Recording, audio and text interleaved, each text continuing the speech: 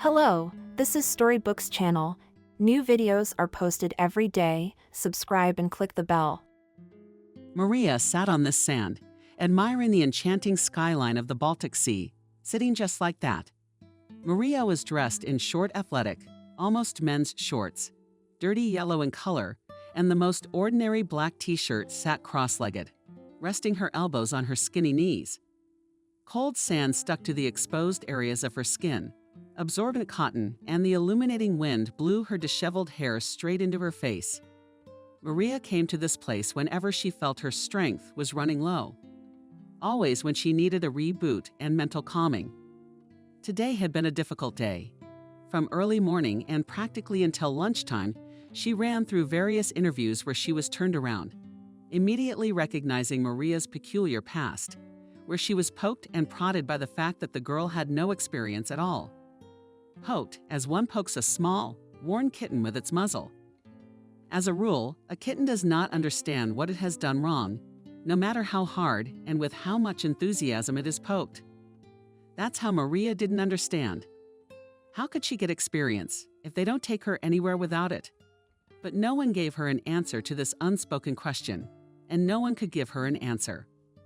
And she had no older adult relatives who could support her, at least emotionally. That's why now she just sat there, trying to abstract herself from all the problems, deeply breathing in the fresh sea air, sitting and trying to take away the feeling of awkwardness and even fear that had haunted her all today. Maria was only 19 years old, and she had not yet managed to get any education other than schooling. Immediately after coming of age, Maria had to move, like all the others, her classmates, from the orphanage to the home where she had grown up and where she had been formed as a person. The good thing is that she had a place to move to. The state provided her with a tiny one-room apartment on the outskirts of her beloved and native Finland. The girl was sure that she was not fabulously lucky. I bring up many of her friends. I study together with her and have not yet had time to provide housing. Maria would like to go to some college to study, or even better, a university. But she had no illusions about studying on a budget, although she had a state benefit. In addition, the apartment was already precious, and for utilities had to pay for themselves and a lot. Even with subsidies and Mars, his maintenance was also expensive. No matter how it went, it turned out that first you need to look for a job that would allow you to provide for your existence, and then to study at a correspondence or evening. That was the story of Mars. Maria found him on the day of his birth and immediately realized it was fate. A poor, obviously abandoned cat met her not far from the grocery store. All shabby, thin and wary, leaning on every passerby, ready to run away at the slightest danger, but still hoping for human support, it was obvious. Despair, pain, and the mute question for what? It was quite clear that before the terrible tragedy, his life had been quite prosperous in the best of times. Now there was a huge scar on the poor thing's back that had not yet healed when that fluffy fur had been mauled by unpleasant sorcerers. And there was a look of fear in her eyes. Maria just couldn't pass by this unfortunate sufferer. With her last money, she paid for expensive veterinarian's appointments, and, unable to part with the cat, kept it. So the fate of the girl was determined. Now she had to look for a job as soon as possible.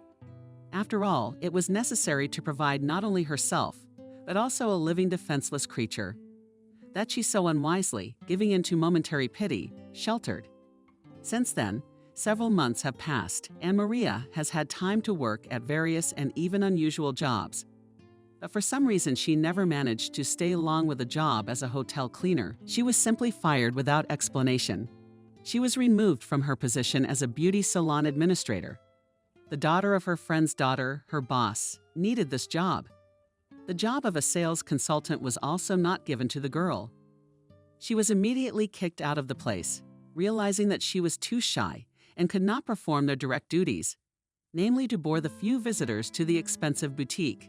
Maria also managed to work as a cashier at a gas station, but from there she had to lead by herself. Two bailiffs turned out to be motorists and colleagues. And the night shift in general, the young graduate of the orphanage had real problems from work. Today could have been no different from the previous day. But a miracle happened. and Maria was hired for a new job. Sitting now on a deserted beach, she still remembered how nervous she was at today's interview, how stupidly her eyes ran, and how she didn't know where to put her clumsy hands. And it came out like this. Since the morning of the escape, half the town already desperate, Maria skillfully took to her last interview, not even hoping that luck would suddenly smile on her. She was going to try out for the position of a waitress in a small coastal cafe. The girl had no experience in this capacity, and barely seeing the menacing look of the elderly owner of the establishment, she wanted to leave without starting the interview. But the hoarse lord of the voice stopped her halfway. "Would you care to open your pretty mouth and explain to me why I should hire you? Considering you've never held your nose in your life, what did you expect when you came here?" The owner of the cafe asked sternly. He was a short, thin old man. His bright blue eyes were hidden behind thick gray, wide eyebrows, and thin pale lips were almost invisible from behind a lush mustache. "I'm just looking for a job." "I'm sorry," Maria replied modestly and sank her gaze. She was already on her way out of his office. My hand rested on the round knob, and the only thought going through my mind was, God, genius. Just get out of here. Busy. The old man smirked and folded his arms across his chest in a closed posture, not expressing anything good for the interlocutor. Isn't there any more suitable job in this city for such a young and beautiful girl? I clearly indicated vacancies with at least a year of experience. Maria blushed deeply. "Oh, I'm sorry, I didn't notice. It's just that I've already gone through all the websites and newspapers with vacancies. This is my 6th interview today. I'm sorry again for bothering you." She grabbed the doorknob again. But he didn't let her go again. There was a twinkle in the man's eyes. It was either interest or indignation. "Why do you need a job so urgently? Don't your parents help?" The girl, still holding herself by the doorknob, unconsciously pressed it even harder. "I don't have parents. I grew up in an orphanage." She looked at him with some challenge, as if to say, "Well, now you know everything, you can finally send me away." The cafe owner frowned. "Is that so? Well, in that case," he rose from his table. "In that case, how's your learning curve, baby? In a week you can figure out this job wide-eyed." The girl glowed with happiness. "Yes, of course, I'll try my best." The sullen old man suddenly smiled warmly. "Well, that's good. My name is Nick. I'll see you tomorrow morning at 8 o'clock. I'll show you around, tell you all about it. The waitresses will help you with that too. You owe me your passport, medical, and employment records. Do you have it?" "Yes," nodded a completely happy Maria. "Of course I do." She gave the old man the most radiant smile she was capable of.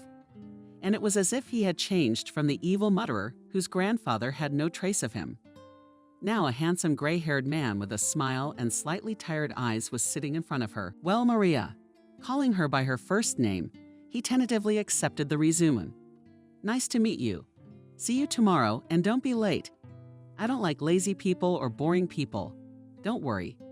I'm used to getting up very early," assured him the girl, and left the cafe with a happy drinking heart. And left alone with himself, Nick thoughtfully nodded to some of his thoughts or memories, picked up the telephone receiver, Dopatopic risky apparatus, standing on his immaculately neat desk and dialing a number, said to his invisible interlocutor, "This is orphanage number 27. I'd like to speak to someone from the administration." "About what?" "About one of your graduates?" "Yeah, okay, I'll hold." Sure." And Maria, having spent about 40 minutes on the embankment, returned to his home, having passed in order to save money 4 kilometers on foot, and burst into the apartment with a triumphant exclamation. "Mars, Mommy is already home." Fluffy, well-fed cat lazily pulled up gracefully, came out of the only room. Black gray neck glistened, and yellow eyes were still half closed. Seeing that the furry lounger had passed all day waiting for his mistress, he glanced at his mommy, gave a short poke in greeting and rubbed at her feet. "Hello, hello." She rubbed the cat on the head. "After all, now you cannot say that you were once skinny and plush. Look at this, a man in full bloom." Laughing, she lifted the cat into her arms. The one didn't even think of resisting and parted like Kissel in the arms of his savior. gratefully silent. "And I have a job," triumphantly told him Maria. Yes, I've been hired." She turned the cat to her face, taking him under her front paws. Mars immediately twisted out of her arms and skipped briskly towards the bowl. He squawked loudly, as if complaining that he hadn't been fed in at least a week. The girl smiled warmly. Yes, my good man. I need a job to feed you." She followed the cat into the kitchen and opened the refrigerator, pulling out a bag of power food for her pet and a small red-green apple for herself. One would have thought that the girl was on a diet, so she was restricting herself from dinner. But unfortunately, she had no money for more substantial food. Everything went to feed this sick, voracious creature. Maria didn't regret it one bit. So much for the trouble. Having finished the base of the apple and leaving only a couple of seeds from it, Maria began to prepare for tomorrow. She ran to the shower, twisted her short hair into simple rubber bands, and began to sort out her unpretentious closet, intending to look her best. She wanted to really shine. Late at night, Maria lay in bed and twisted from side to side without stopping. She couldn't fall asleep, and her mind was spinning with all sorts of frightening thoughts. What kind of team is there? What if I don't succeed? What if I'm cheated? And if to stir her consciousness, the questions did not stop and did not let her sleep. The first day of work, it's the most important one. She finally fell asleep, she thought. It wasn't until the morning. But contrary to Maria's worries, her first day at work went smoothly, even though she wasn't allowed to see visitors yet. But she had already gotten a full understanding of the workplace.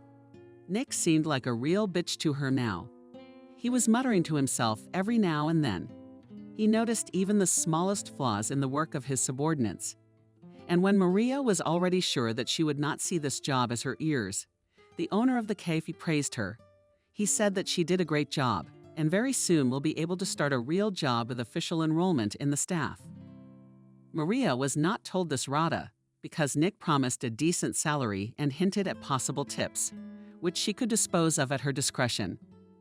The amount that the owner of the establishment named, she had never held in her hands before, and that was for a month. In the other jobs, Maria received at most half of the sum quoted. But not everything was as good as it might seem at first glance. The collective, in which Maria was destined to work, turned out to be not exactly pleasant.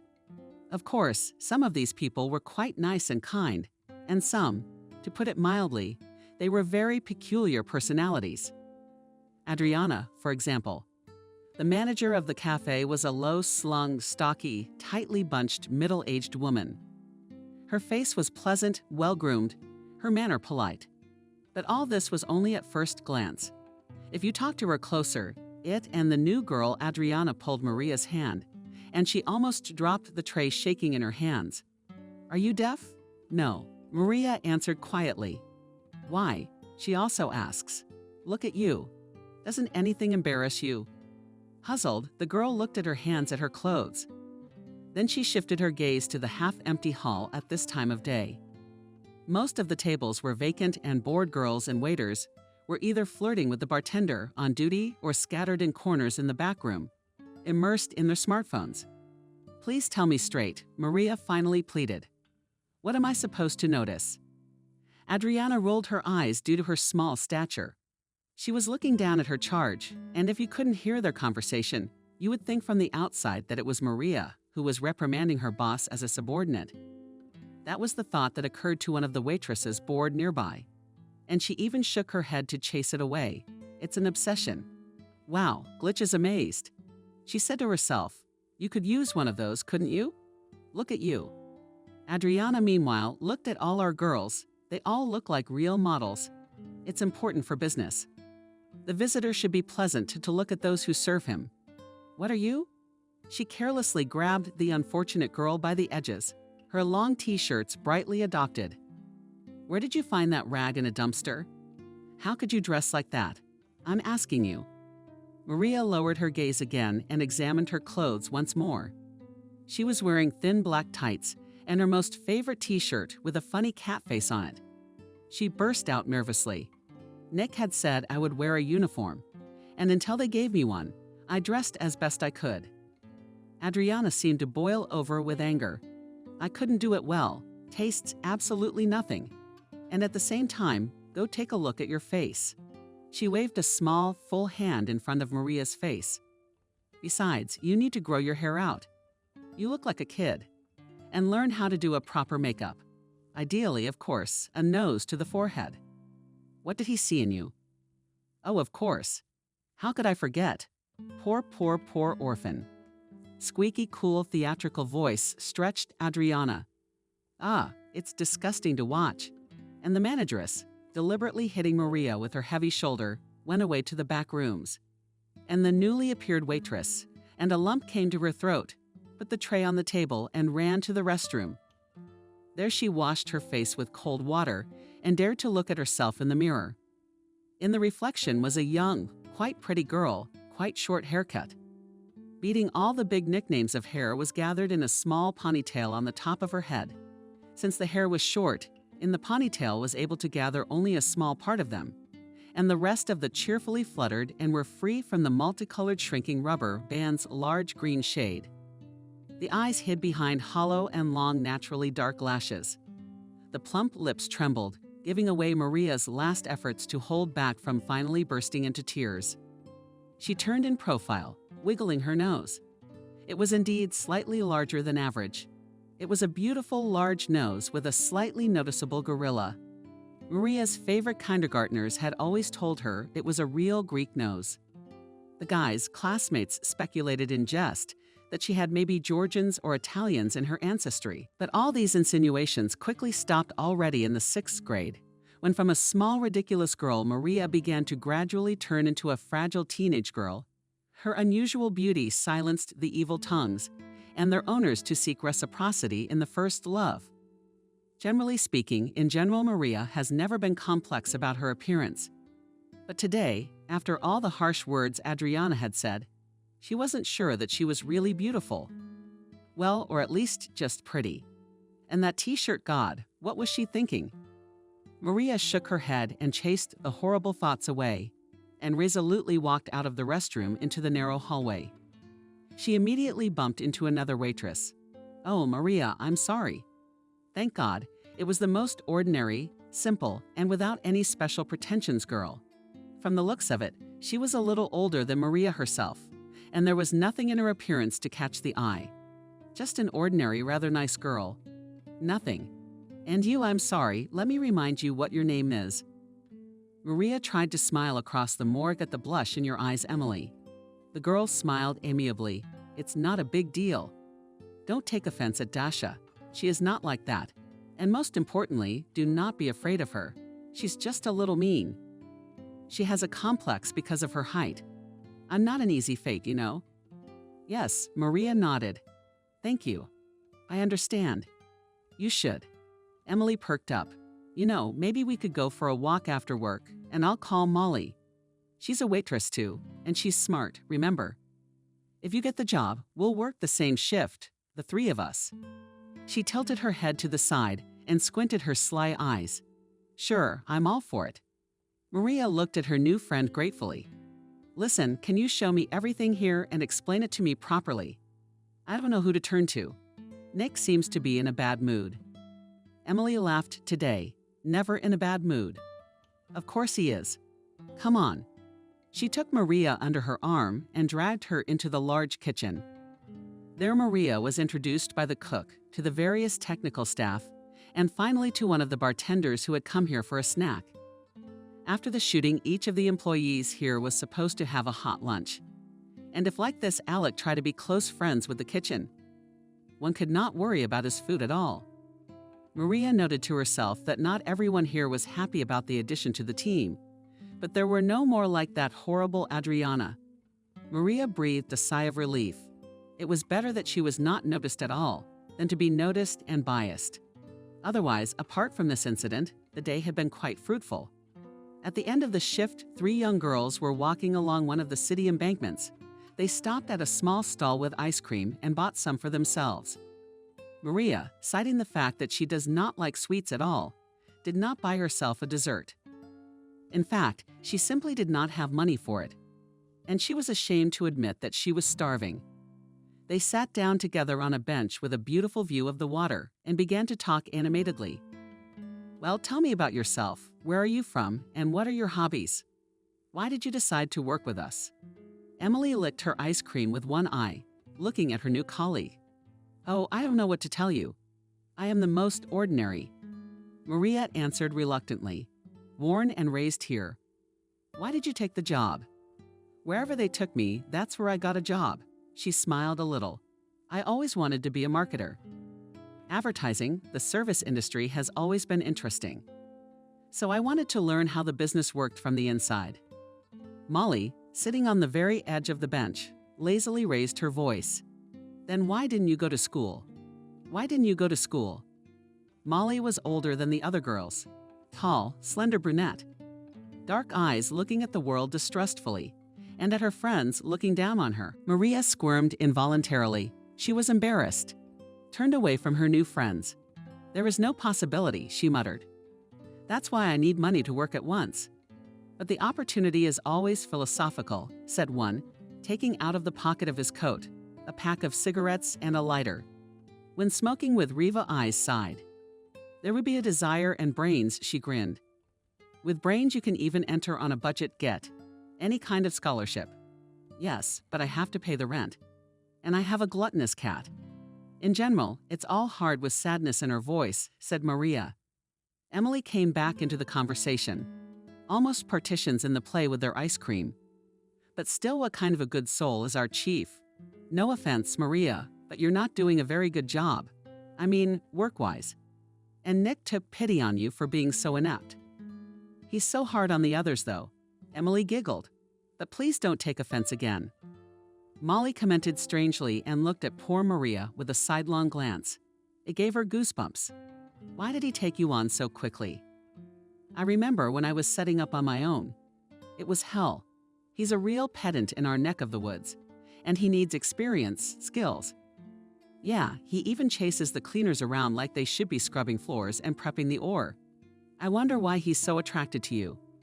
Not to enlighten us in confidence, she turned to Maria and perhaps accidentally, or perhaps deliberately released a cigarette smoke right in her face. Non-smoker. Maria immediately coughed and waved her hand, chasing away the nastiness from the morgue. I don't know. She shrugged off the cough. Maybe she saw potential in me. Don't be ridiculous. Molly glared angrily at the girl. You live with your parents. Why do you pay the rent? Maria answered, trying to make her voice sound more confident. No, I live alone. I have no parents and no one. I'm on my own. Oh, Molly stretched out. That makes sense then. Poor orphans. Maria was taken aback. She had never been reproached so often in her life. Her lack of family, as she had been today, as if it was her fault, as if her orphanhood was somehow her advantage. So, she asked, almost defiantly, I'm worse than anyone else because of it. Did I react faster? No, of course not. What is this nonsense? You misunderstood Molly. She threw a judgmental look at her friend. Oh, calm down, both of you. Lazily muttered Dimka. I didn't mean anything wrong. It just explains such an unbelievable zeal for you, dearie. He's one of yours, too. What kind of ours are they? Maria asked. She was already seriously angry, and in such a state she was ready to fight to the last drop of blood, defending her good name. Of course, she immediately realized what Molly was getting at, but she wanted her to be embarrassed and explain her words. From the orphanage. Not the least bit embarrassed, Molly shrugged. That's why he took you in right away. You told him you were an orphan. I did? Maria marveled. Emily seemed surprised, too. How did you know that? From the camel. Smirked contentedly at the deal. I know a lot of things. You just have to pay attention. She tossed her cigarette butt into the trash can and pulled on a 6, rose to her feet. Well, come on, I've got to go. That day, Maria was very surprised to learn that her boss had grown up in an orphanage. It had always seemed to her that children without parents were unlikely to succeed in life. It seemed that those like herself were not capable of anything more than a simple average life. One day, one of the tutors said something to them, all that stuck in Maria's memory for years and years to come. He said, don't get hit and go to jail. and your life is already a success. Remember, it will be much harder for you not to give in to temptation than for everyone else. Then Maria thought with fear that her life was probably doomed in advance. She stopped dreaming, lost her youthful hope for a beautiful, bright future, and her only goal remained this very not to sleep. Maria didn't even hope for a more favorable life, not until she met Nick in person. He was quite successful. Although the girl did not know how exactly her boss lived, whether he had a family, children, what does he do besides his main activity? But she was sure, this is what success looks like. Yes, he was sometimes quite rude, cynical in statements, incredibly demanding. I mean, he had his own cafe. He's an orphanage boy. He managed to become the owner of his own business, the boss of a rather large team. After this message, Maria had a deep respect for the chief. From now on, no nagging from him could not break this strong feeling of hers. He became her ideal model, a living proof of the fact that even an orphanage orphan can achieve something worthwhile in life thanks to him, because of the mere fact of his existence. Maria had a purpose in life again. I have a dream that someday I'll have my own place. Yes, I will. Maria thought to herself. I lie in the arms of my favorite cat before going to bed. Her days of labor were changing one after another. The girl, engrossed in her new and promising, as it seemed to her, work, almost did not notice how the days flew by, how the seasons changed. She greedily absorbed all the information about the restaurant business, with interest, watching how her boss works. Although Maria was the simplest waitress, she tried to delve into all the intricacies of this activity. She closely followed the work of the cooks, tried to discreetly observe the harmful manager of the institution, watched how masterly work bartenders. She wanted to understand how to manage her business competently, to understand and learn this skill. The girl's salary was more than decent. Now she had enough for both the cat and herself. Although she didn't spoil herself with anything like that. Sisma Tolsta is accustomed to be satisfied with little expensive clothes, did not buy for food. Did not spend a lot, even a new phone was not in a hurry to buy. And only Mars invariably received all the best and regular examinations by a veterinarian. The life of our heroine was gradually getting better, and she even began to save money, hoping in the near future to enroll in the correspondence department of a specialized university. Someday dreamed of her, and she will be able to open her own establishment and a small cafe or even a restaurant. Although the girl was sometimes afraid of Nick, but she learned a lot from him. In fact, he was not as strict as he wanted to seem at first glance. Yes, with the staff he was tough, nagged, told off, noticed all the little insignificant missteps. But in rare moments, when Maria happened to be with him for some reason, then Nick Dober calmed down. He was happy to share his knowledge with the girl, seeing how she was drawn to it and eager to learn something new. He was happy to notice how she differed from the other waitresses, and saw in Maria's big eyes a true, genuine interest in her work. While her co-workers were rushing home to finish their shifts, Maria was always ready to stay longer and help others if needed. She worked tirelessly, trying to improve everything around her. And after a few months, Nick himself began to consult with the young waitress in some matters. For example, it was Maria who advised the man to introduce a seasonal drink in the menu, which could be obtained for free. After the 5th visit to the cafe, the girl herself took the initiative to advertise the place on the internet. She created a page of the cafe in social networks. Not to mention that every day, passing by a small field, Maria brought a bunch of fresh flowers to work and beautifully decorated the central window. Noticing that the customers were attracted by the unusual interior, she persuaded the owner to buy some small things at the town flea market and arranged and hung them in the hall herself. Then they sewed new curtains. Then there was no end to the various innovations organized with Maria's light hand. At first, I just grumbled squeamishly, more for show. What else did that girl get into her head? And already spend a fortune on the restoration of this junk, which she calls, and vintage chairs. But gradually, there were many more visitors, and Nick was now often in a state of deep satisfaction. But who would have thought it would quietly and humbly turn out to be so creative? More than once and more than twice. The old man praised himself for such a valuable acquisition, smiling into his fluffy mustache and peering contentedly at the provoking waitress. Once in one of the most usual working days, there was another usual for Maria clash between her and the manager. Enraged by something, Adriana quickly moved towards Maria's side. Her eyes were burning with anger and her hands were clenched into fists. Hey you! Come here!" angrily hissed the manager to the gentleman. What did Maria think this time? She was already so used to the way Adriana behaved that not one of that pile of hurtful words that the manager functioned with didn't touch her in the slightest anymore. Oh, and it was obvious that she disliked Maria far more than the rest of them. Why didn't that question have a coherent answer? Perhaps it was some unconscious dislike, or perhaps something else. Figuring out the reasons for her constant discontent, Maria had no desire. What's wrong? Maria lowered her voice, fearing that one of the visitors might overhear them. The customers are complaining about you. I'll fire the hell out of you, shouted the manager, not paying attention to the surprised customers. That with surprise stretched Maria, complained about her. That can't be right. Who? When? I don't believe you, she said firmly, and added, by the way, you have no right to fire me. That's Nick's responsibility. We'll see about that, Adriana whispered quietly.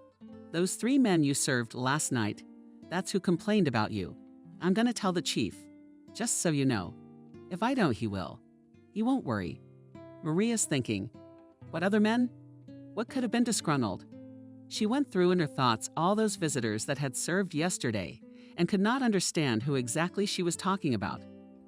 Everyone seemed to be satisfied, she thought, and she was generally right, that satisfied customers could be identified by one simple criterion: the number of tips. Maria invariably left much more for the tip than was left. This she, and annoyed, and even pissed off sometimes her colleagues. But what was she to do? Perhaps it was because she was a little more friendly and a little less arrogant. Trying to remember who Adriana might have been talking about, she suddenly realized for sure it was the same drunken idiots. Last night, just before the cave closed, 3 dubious-looking men had piled into the room. Maria immediately realized that they were already well drunk. It was noticeable not only by the stellar behavior of the men, but also by, respectively, the ambergris that emanated from their warm company. And yet Maria, putting on a friendly smile, approached their table. Good evening. Are you ready to order? The drunkest of the party, and obviously the oldest of them, stepped forward. Get a Coke and a drink, and hurry up. Maria covered her eyes, trying to regain her former friendliness.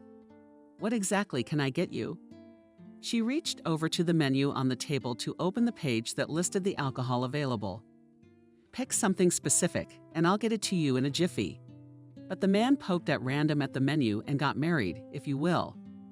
Maria smiled dazzlingly and was about to move to the coffee bar, and suddenly received a very sensitive slap from one of the customers just below her back. In addition, he once again shouted after her at a run, and loudly and completely horse-like barked. Maria, dumbfounded by such insolence, remained silent and hurried away from the table to a safe distance.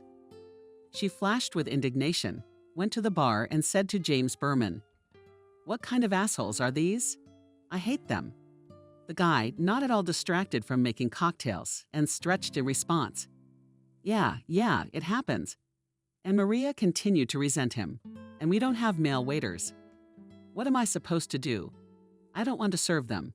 She looked hopefully at her colleague. "Maybe you served them." "Oh no, baby," James said. "I'm not that kind of guy. You'll have to do it on your own." Maria frowned and took a deep breath. She took the order for the unpleasant men, and trying not to show her anger, went back to the table.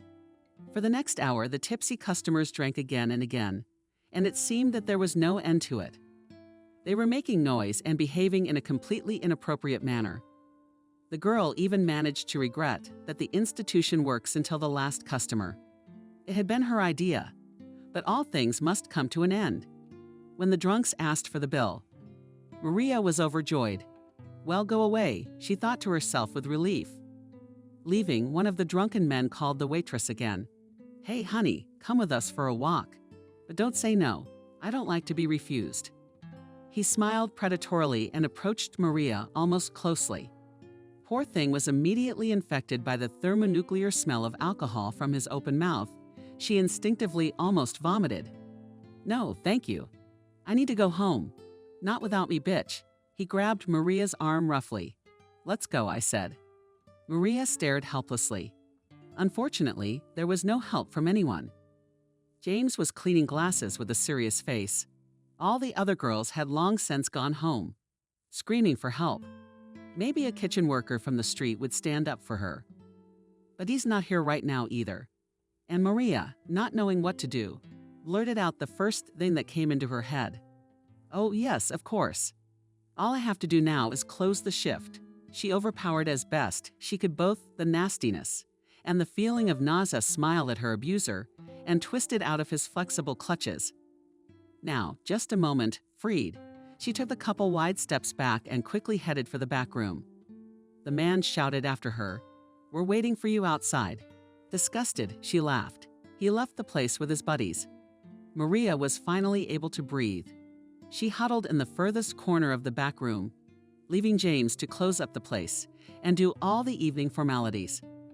And only an hour later, having made sure with the help of the surveillance camera that the horizon was clear, left her hiding place and hurried home. "Hello. Over." Adriana waved her hand in front of the face of the negligent waitress. "What are you thinking about? Are you ashamed of yourself?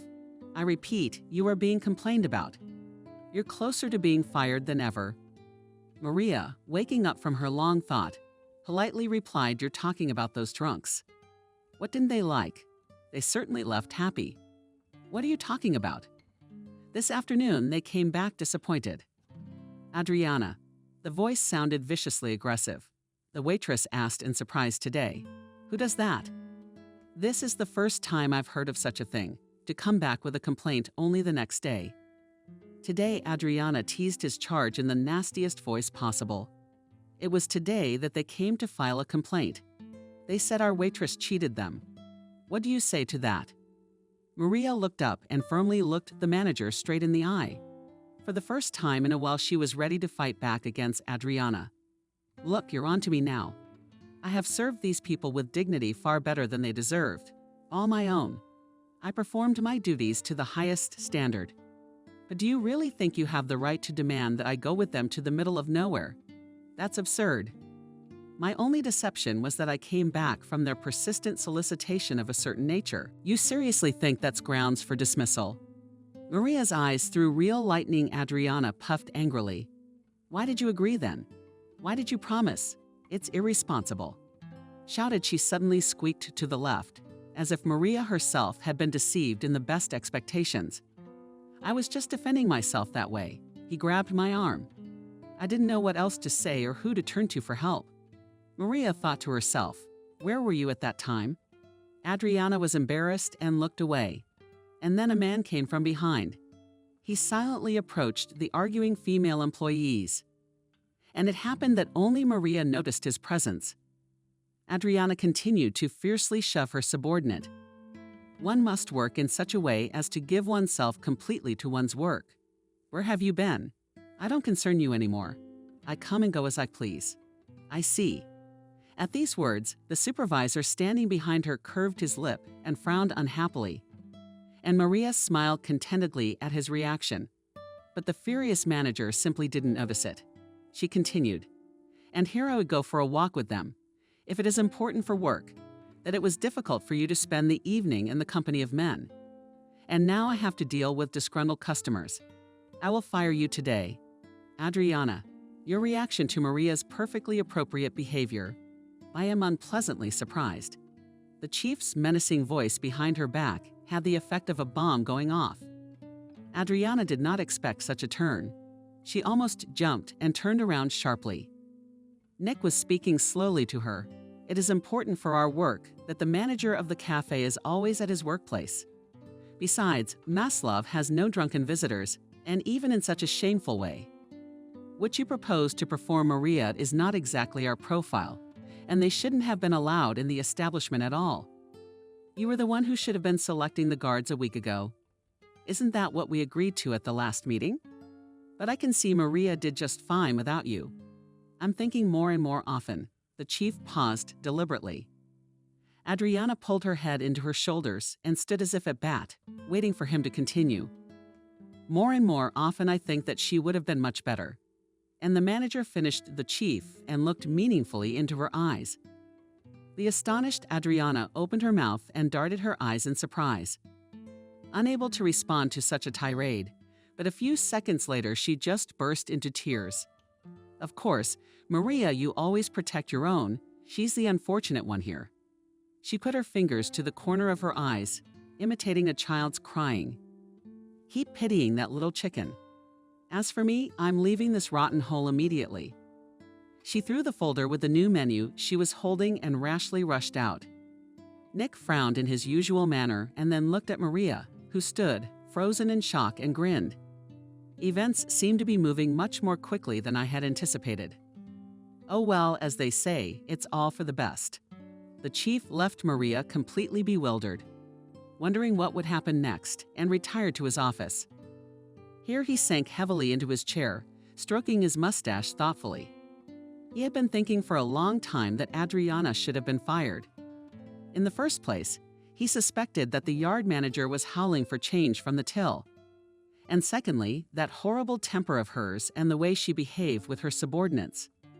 How many good employees had already left who worked with her? Really? Adriana worked at the cafe for years, and at first he was very satisfied with her. The old man thought deeply. Nick could seem any way he wanted: cynical, picky, overly pedantic. But he had never been cruel or unfair to his employees, and his sullen style, his aloofness. In him nurtured one terrible incident that happened in the distant past. In one absolutely not beautiful day, a young and promising businessman lost his entire family in a car accident. The plans to spend a quiet weekend with his wife and 2 children at the country house failed miserably. When Nick received a call from one of his business partners informing him of a sudden change in his business schedule, he had to cancel the trip, and he assured his wife that he would come the next day by train. And they let them not deny themselves the pleasure of warming themselves in the spring sun in close proximity to the bay. So the family went by car without him. Toward lunchtime, he received a call from the emergency services that there had been a terrible accident on the bridge.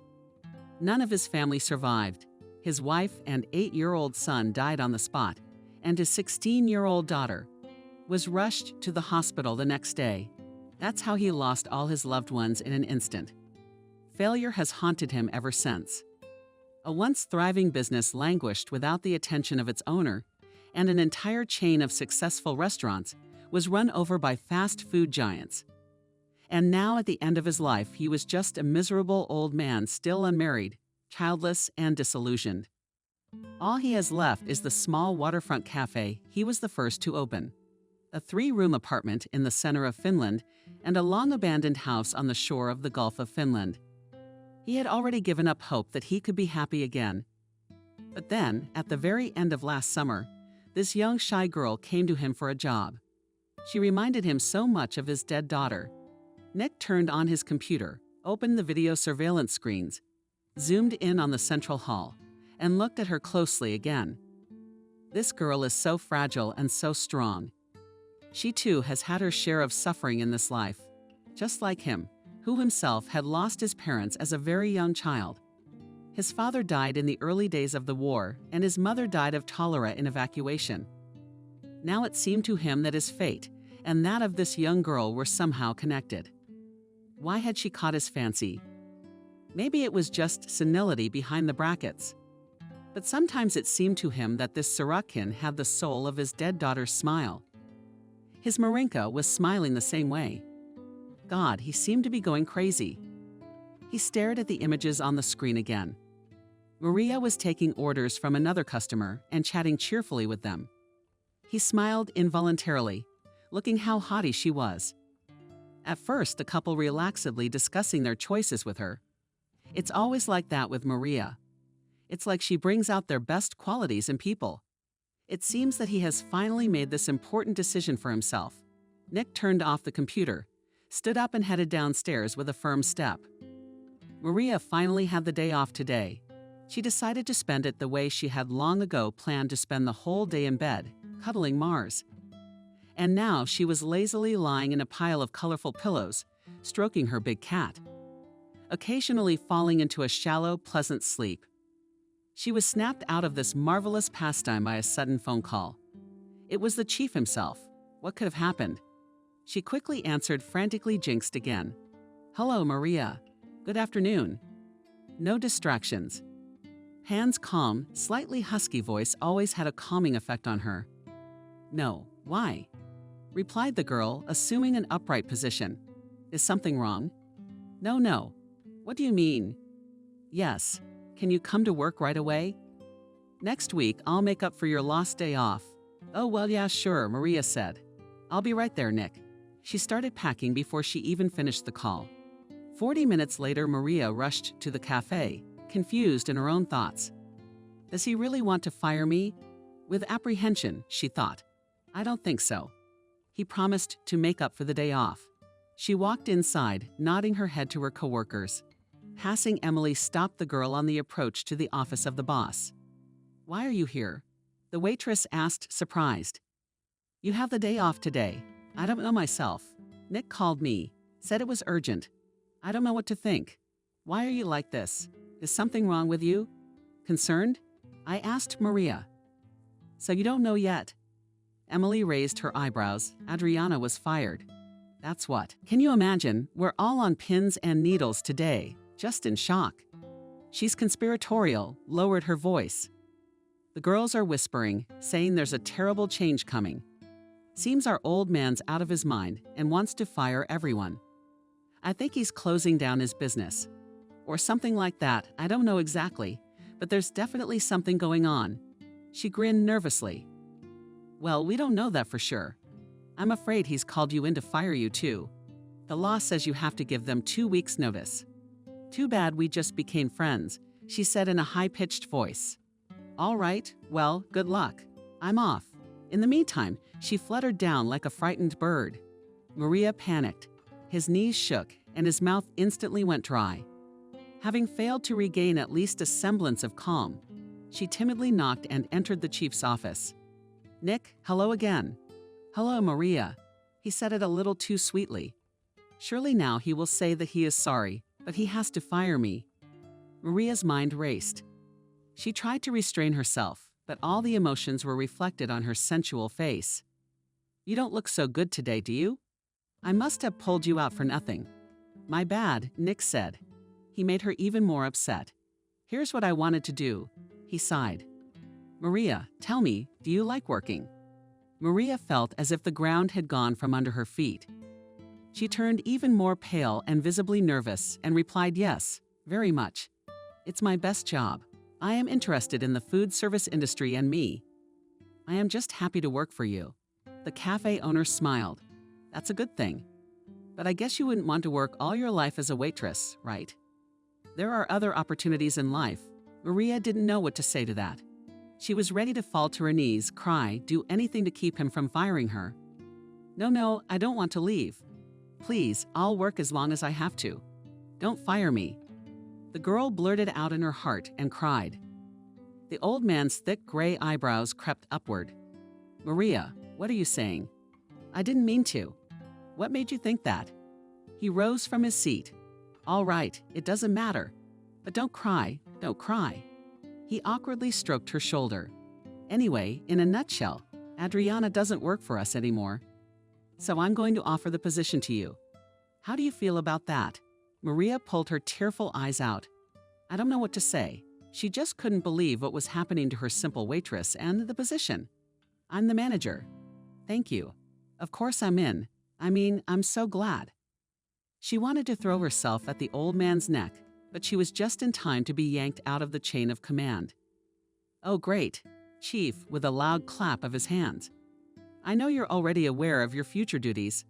I've seen you watching Adriana closely, flipping through magazines, trying to do many things for her when she's away, and all the other things you've done for my establishment. I'm very grateful. I can't talk pretty, though. You're welcome. Let's go. And the old man grabbed her arm with determination.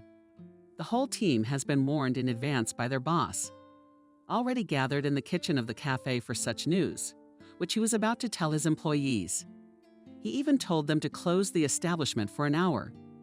Unprecedented business. May I have everyone's attention, please?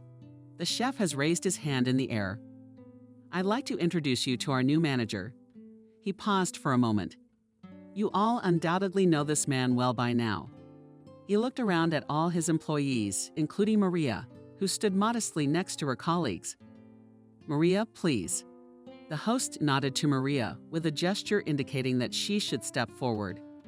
The waitresses, cooks, and bartenders looked at each other in amazement, and none of them could utter a word. Suddenly Molly, standing behind everyone, stepped forward. Congratulations, she said with a slight irony, looking at Maria, as if she were seeing her for the first time. We had no doubt you'd be the one to get the top job. Well, it's an interesting choice, especially considering that you've been working here for less than a week. Nick gave his ward a stern look. Molly, you're not happy with my decision. Yes and no. Nick, not the least bit embarrassed, she replied and looked fearlessly into the eyes of her boss. I hope you won't regret your choice.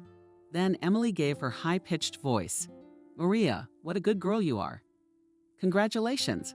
She smiled radiantly at her new boss, but in her voice you could hear unconcealed envy. And Maria smiled indignantly. Now her employees were already congratulating her. She answered them mechanically, but she did not feel any joy. She understood perfectly well now that she would have to replace Adriana, who had been fired. It would not get any easier. I think they all hate me now, she thought wistfully. And so the new position came out, adding Maria and new problems. Even those who used to be on good or neutral terms with her started treating her completely differently. She was definitely envied. There were murmurs behind her back. She was discussed behind her eyes. But no one said anything in the open. And what could they say? Maria had earned her position in a completely honest and correct way. And they had nothing to reproach her with.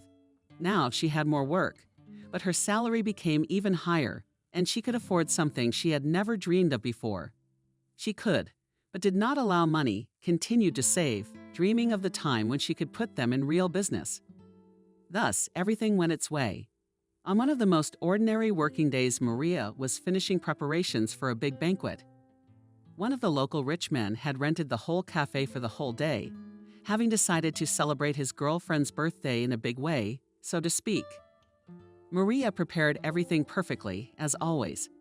All the requirements of the customer were fulfilled, and now she was already sitting in her corner near the bar, watching from there how the planned banquet was going on. Well, rich people know how to party hard. She reasoned with mixed feelings, and had just reached for her cup of coffee, which was slowly being pulled up and in the process, when one of the newly hired new waitresses ran up to her. Maria, Pipsqueak, blurted out a young girl named Lyda. Is that your name there? Why do you have to say that all the time? Maria wrinkled his nose. What else happened there? Lyda guiltily lowered her eyes. I accidentally doused a client with champagne. Please forgive me, I really did, accidentally. Maria sighed heavily. Well, okay, I understand, but please be more careful from now on. Lyda smiled gratefully. Thank you, Maria. I'll do my best. Maria counted to 3 and headed in the direction of the disgruntled customer. Figuring out who was who, the victim was quite easy. It turned out to be a young and very handsome man in a white shirt absolutely wet with champagne.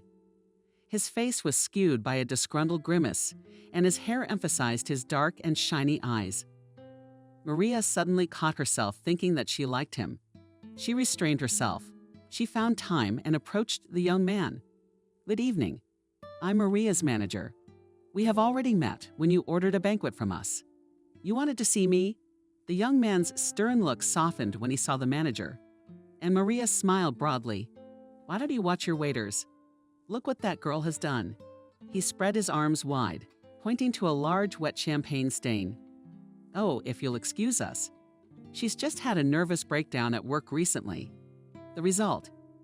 As a compliment, please accept a small gift from our establishment. Maria turned around and made a sign to the waitress behind her. And she, smiling dazzlingly, served a bottle of the best champagne in buckets with ice. Maria smiled too. We will replace the waiter, of course.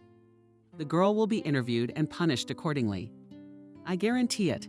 The young man hummed in response. All right, have it your way. He leaned back in his chair with his hands behind his head. I'll have a new shirt delivered right away. In the meantime, let's go out in the yard for a smoke. There we'll discuss how to correct this oversight. He suddenly winked playfully at Maria. I do not smoke, but I would love to breathe fresh air with you. A couple of minutes. Maria smiled politely, reminding herself mentally that the customer is always right, especially the one who rents all establishments for an expensive party. Barely the young people were in the fresh air. The guy lazily and defiantly reached out to spread his arms in different directions. Once he, as a zealous horse, led wide nostrils, greedily gaining air into his lungs, and took out of his pants pocket an expensive cigarette case. Maria shuffled modestly from foot to foot. It was slightly awkward for her to watch him, being so close. She was the first to start the conversation. You wanted to talk about something, didn't you? Can I get you something else instead of champagne? The guy smoked a cigarette and exhaled a puff of smoke right in the girl's face from the clear smell. She was getting angry, and he laughed. Excuse me, Maria, but how about this option? I generously forgive you the ruined shirt, and you, in turn, go on a date with me. He waited, looked at the girl. Maria, on her cheek, became words of embarrassment. She lowered her eyes and kicked with the toe of her shoe. A tiny pebble lying nearby. Wait, you rented our cafe to celebrate your girlfriend's birthday, right? Didn't you? Your girlfriend's last words were deliberately emphasized. The guy laughed even harder and took a step in her direction. So what? He fixed a strand of her hair in a masterly manner. By the way, I liked you right away. Of course I remembered you. Maria was visibly nervous. She tried to find the right words, but he beat her to it. So, lowering his deep velvet voice, he took her hand in his large, warm palm. You're going to be my girlfriend. Turning Maria's pink palm, he kissed her dusty one lightly on the side, while looking intently into Maria's eyes. And here are Maria melted like ice cream taken out of the freezer and forgotten in the kitchen. Even when ordering the banquet, she noted the attractive beauty of this guy, his brutal masculinity. Rough and risky, but very attractive features of his tanned face. Maria seemed to float on the wave of her feeling. In a flash, he pulled himself back and mentally scolded himself for such nasty thoughts. His girlfriend is the one she's waiting for. It's her birthday today, and I'm disgusted with myself. She took a step back and said confidently, no, you can't do that. After all, you already have a girlfriend, don't you? The guy raised his eyebrows in surprise. So what? She will understand everything perfectly well for her. Don't worry. He held out his hand to Maria on Italy. And I understand you already have a boyfriend. Or are you married at all? That's not an obstacle either, by the way. He stared into her eyes again, and then suddenly pulled her to him and gave her a long, demanding kiss on the lips. Maria felt the ground fall away from under her feet. The last time she had experienced such a pinching feeling was a long time ago. She had been about 16 then. She made an effort to pull away from her vis-a-vis. Lori, you're wasting it. She stammered, unable to find what else to say to him. But after a short interval, added almost with despair, it's just all wrong. Lori hummed, pushing the corners of his lips down. Grinning, he looked at Maria with a new appraising gaze. Look, have you ever even had a boyfriend? Maria was embarrassed. Well, no, she was especially embarrassed for the rule of taking her hair behind her ear. Why? Lori's eyes rounded in amazement. He seemed to be in complete shock. Are you serious? I mean, never ever. In every sense. Maria, unable to contain her smile, giggled softly. Yes, you got it right. Never. In every sense. Well, you give Maroos. The young man whistled. All right, I'll forgive you. I mean for the ruined shirt. He squeezed the cigarette butt between his index finger and thumb and deftly thumbed it forward into the darkness. A jerk.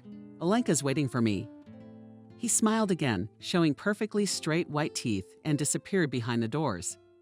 Left alone, Maria took a deep breath, gathering her courage to return to the banquet hall. When she stepped inside, she found Lori already cradling the birthday girl to his chest. Maria was pricked by some new feeling she had never experienced before. Was it jealousy? She began to berate herself again in her own thoughts. Fool. What a fool you are. Suddenly, the ubiquitous Emily appeared from behind. Who's handsome? And he's loaded. Too bad he's busy. Dreamily said the waitress. Maria jumped on the spot from surprise. Emily, why scare her like that? Emily, ignoring the question, continued to admire Lori. No, look at him. Not a man, but a dream. Oh, do you know who he is? No, who is he? Maria inquired. He's the son of one of our deputies. He's terribly rich. He seems to be out of politics, but he has a lot of money. She rolled her eyes in delight. Oh, come on, he's just some idiot. Maria suddenly blurted out. Intrigued by her friend's new look, she, without waiting for her to ask a logical question, told her what had just happened in the courtyard. And I whistled in annoyance. You're so full of it. You've gone off the deep end, haven't you? I should have said yes. No way. Maria said yes. She turned around and headed towards the kitchen. Emily from behind the family followed her, making her endless judgments.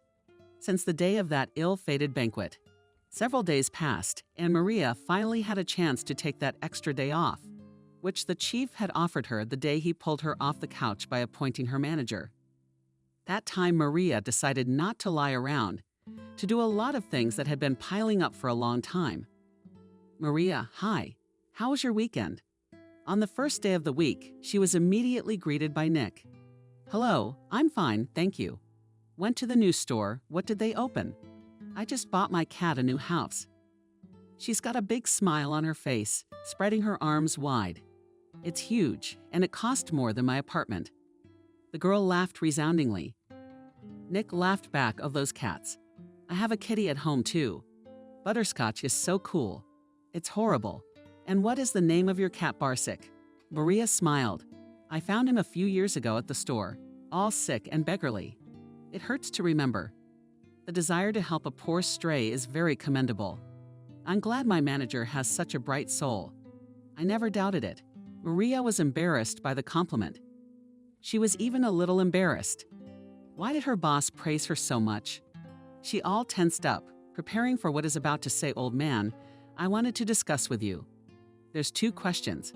1, remember when you found those good suppliers? Well, with the meat, I lost their contacts. Maria exhaled and with relief took out her smartphone and dictated the right phone number and asked, and the second question. The old man was suddenly embarrassed. Maria first saw him like this. He walked around his office and sat down on the edge of the table, stroking his fluffy mustache.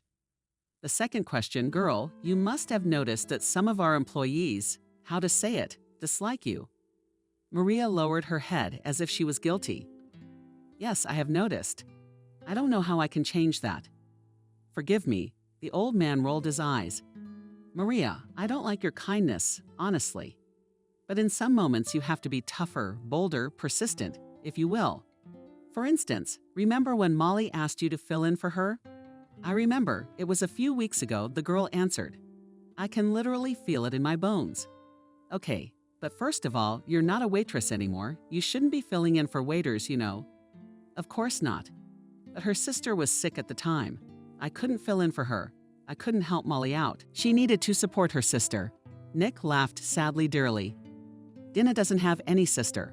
And there was another incident. Not too long ago, she sent some friends of hers on your shift. You literally worked the last week before your new assignment. Yes, the old man moved his lips to calculate the date and nodded his head, confirming his thoughts. Well, they came to me personally and praised you, calling you a terrible worker. Well, I know you're not. And I've seen these guys in the company of these guys. More than once, Molly realized they were acquaintances of hers. You see where I'm going with this? Maria raised her head, trying to push away the tears, and quietly replied, I see. I am too trusting sullenly, she summarized. Yes, nodded the old man. But it's not bad at all, and you are not to blame just in our collective. And in general in life, you have to be a little tougher, even more cynical, you know? People, unfortunately, most of them are not as soft and fluffy as we would like them to be. Anyway, just be on your guard, sweetie. I will. Maria smiled gratefully at her boss. I got it. I'll do my best. Thank you for the advice. Well, I'll be off. I have a lot of work to do, of course. Go on. The old man sat down at his desk again, pulling out some papers from his drawers. Maria went out into the hall and almost crashed into the elite. A young waitress ran with all her legs. Maria, Maria, I'm just looking for the goalkeeper panting and the girl there asking for you go quickly. Who? Maria asked with a sigh, suspecting that again came disgruntled visitors, but she followed Lida's gaze and marveled next to the bar stood Laurie himself and smiled at her with a full mouth and held a lush bouquet of scarlet roses. Noticing the girl's gaze, he waved to her. Maria, how glad I am to see you. Theatrically, he said and bowed slightly, standing next to her. Lida jumped a little on the spot. Unable to hide her emotions, she quietly. Maria, how lucky are you? How do I envy you? I'm at work for everyone. Maria suddenly barked at her Maria and the impressionable Lida. Dumbfounded, she had never heard the always kind and helpful manager snapped at her like that before. Laurie from Bolivia laughed when he saw the scene, and then came closer and held out a bouquet to Maria. And this is for you. We can talk. Maria preferred to retreat again to the patio away from prying eyes and ears, and nodded to him in agreement. Outside, Laurie was at it again. Well, he switched from heels to toes, and I broke up with Alina. He broke the big news. Now you're ready to go out with me. What do you mean you broke up? Is that because of me? Maria looked at the guy with such hope that he couldn't help smiling. Who else would Queen Victoria be for? You, of course. So you're ready to go on a date with me? Maria repeated his words, running my mind over my prospects. Laurie is richly handsome, successful, and really likes her. Isn't that a real fairy tale? She feverishly pondered over the information she had received. He broke up with her because of me. It's just like in the novels. She smiled at her own thoughts, but another, more down-to-earth one immediately popped into her head. If he broke up with her so easily, with that glamorous beauty, won't he break up with me just as easily? Joyful light immediately went out in Maria's green eyes, which did not go unnoticed by Laurie. Maria, why do you even want to? He was genuinely surprised. Well, I don't even know. It was so sudden and quick, she answered, and in her mind recalled the recent dialogue with her boss, always be on guard. She remembered Nick's words that the guy laughed, showing off his dazzling teeth quickly. How did you want it to be? When is it okay to ask you out on a date? After a year of dating? Oh, stop it already. It's just a meeting. A walk. Call it what you want. If you don't like it, just walk away. Here Maria, though doubting the rightness of her choice, gave up. Feelings and emotions outweighed. After all, this man was so beautiful and so attractive, and reason can wait. After all, she wouldn't have to live alone forever. She gave him a flirtatious smile and nodded. All right then. Laurie smiled victoriously. Great. What time do you finish everything? I'll pick you up. Ciao.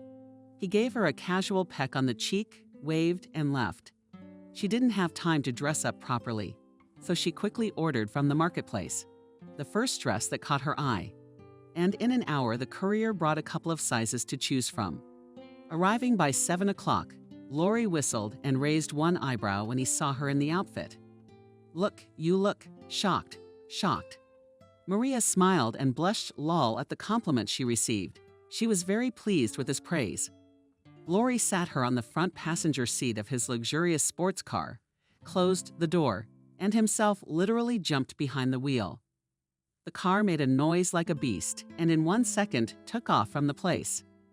Maria literally squeezed into the back of the seat. Well, as a satisfied Laurie looked at her slightly mockingly. She didn't. No, it's fine, Maria assured him. But all she could think about at that moment was how they could avoid an accident at such a breakneck speed. Laurie hummed contentedly and gave the car a little more gas. How did they get to the restaurant? She remembered very vaguely. In the dense traffic, his low car was maneuvering, so that the lights of street lamps and headlights of oncoming cars merged before her eyes into glittering ribbons. At one point, she even covered her eyes so that she couldn't see at all. But Lori didn't care. And now he was opening the car door for her. "Get out. What are you sitting there for?" Maria gave him her cold, thin hand and awkwardly stepped out of the car. Is she really across town by the bay? Oh, there's that expensive, famous restaurant. Oh, come on. Her head was spinning and her legs were showing. If he always drives like that, and she wouldn't go with him again. But Lori took her exclamation as a compliment and literally inflated himself with pride. Although Maggiana beast of a driver laughter, but he and let her, taking her under the arm on the marble slippery steps. It turned out to be simply gorgeous inside. They went up to the second-floor lounge, which had a marvelous view of the bay and the lights of the evening city. The privacy and the table by the window was served with such skill that Maria admired the art of the staff working here and began to look at every detail to memorize and try to do the same in their cafe. Of course, she and the chef could not reach such a level. It requires huge investments, but some things can be repeated. Where are you flying, Maria? What are you ordering? Lori's voice brought her back to reality. A smiling schoolgirl waitress in a beautiful uniform with the establishment's logo was already standing next to her. I recommend our chef's specialty. What's your shampoo? Let's start with the fire. Lori reclined in a soft armchair and smiled indulgently. Well, perhaps bring us my plan. And if there is, of course, said Maria politely, having studied the map and Godfather wines, of course, right away. The waitress nodded. An excellent choice to start a romantic evening. And you're quite a good judge. Lori smiled approvingly. I didn't expect that. It's my job, Maria answered him modestly, sitting here in this posh room. She still couldn't believe that such a man had paid attention to her, a simple girl who had grown up in an orphanage, a girl with no education, no glamorous gloss, no model looks. She had always tended to underestimate herself from time to time, even slowly exhausted her self-lock ear. When Lori did not see to make sure that everything happening to her was not a wonderful and marvelous dream, that everything was real. And here she is, yesterday's orphanage graduate. A girl who's a nobody. Sitting here in a fancy, expensive dress in front of the man of her dreams. How can you believe that? And Lori wiped his lips with a napkin. How was dinner? Did you enjoy it? Yes, Maria smiled very much. Thank you for this evening. I have to admit, honestly, this is my first real date. Oh, come on. Lori laughed quietly, shaking his head. And where did you come from? Maria? The girl only shrugged enigmatically. She wasn't going to tell him everything about herself at once. Lori gestured to the waitress to bring the bill. So what are our plans next? Are we going to my place or to a hotel? Maria turned pale and was not on a joke afraid that no. Lori grinned predatorily somehow. No, what's wrong again? Without looking at the bill, he brought the phone to the portable payment terminal and carelessly threw a couple of withdrawn bills on the table as a tip. Maria, how stupid is that? I've already broken up with my girlfriend, like you wanted. What more do you want? Maria got up from the table after him. I don't want anything. I won't sleep with a man until I'm married. It's my principle, if you will. And I won't cheat on him. She took a small black loaf in her hands and already headed for the exit from the restaurant. But Lori caught up with her in 2 jumps and pulled her sharply to him. What are you doing, silly? He kissed her neck and ran his hand down her smooth and open back. Don't be silly. Let's go. I'm not going to hurt you. Everything inside Maria turned upside down, too, from his closeness, his scent, and his hot breath. But she found the strength to pull the insolent man's hands away from her. No, Lori, I'm not going anywhere. I'm sorry to waste your time, she pondered, searching for the right words. Please understand, I just can't. Besides, I have a cat at home alone. She threw one last belittling glance at the young man and literally ran downstairs to duck through the saving door of the women's restroom. Here she took a breath, refreshed, and ordered a cab. Puzzled, Lori remained standing by the stairs. So she has the cat all to herself. He hummed and suddenly laughed loudly. Maria returned home, flooding and bitter tears. She was in pain, hurt that Lori had mistaken her for such an available doormat. She threw off her annoying, stiff shoes and was in her bed in a flash, burying her face in her pillow. All morning she'd been tearing up all morning, choking on resentment, not giving her time to recover. She grabbed herself by the hair. What's wrong with me? She really didn't understand why Lori was acting this way at the master's cries muffled by the pillow. A concerned Mars came over, pulled in next to her, and snuggled his muzzle against her cheek and fell silent. You're the only one who loves me. Maria, wiping away her tears, the girl said. She fell asleep in a luxurious dress in the arms of her favorite cat. The next day, intrigued and friends, time and again asked Maria how her date went. Natalia waved off their annoying queries. She had not the slightest desire to discuss Lori, especially since he never showed up again. And he hadn't even called back to see how she'd gotten home. It wasn't love. I summarized the results of the failed date. Maria, and forbade herself to even think about this rich bastard.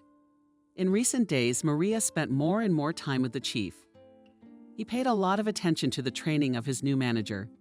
They also drank coffee together, tasting new dishes to decide whether to introduce them to the menu or not. Just chatting, discussing their favorites, strategizing about advertising and other working points. Today, Maria was coloring in Nick's colors about her next idea. Suddenly, there was an insistent knock on the office door, and without waiting for an answer, Emily unceremoniously stuck her pretty face in the open door.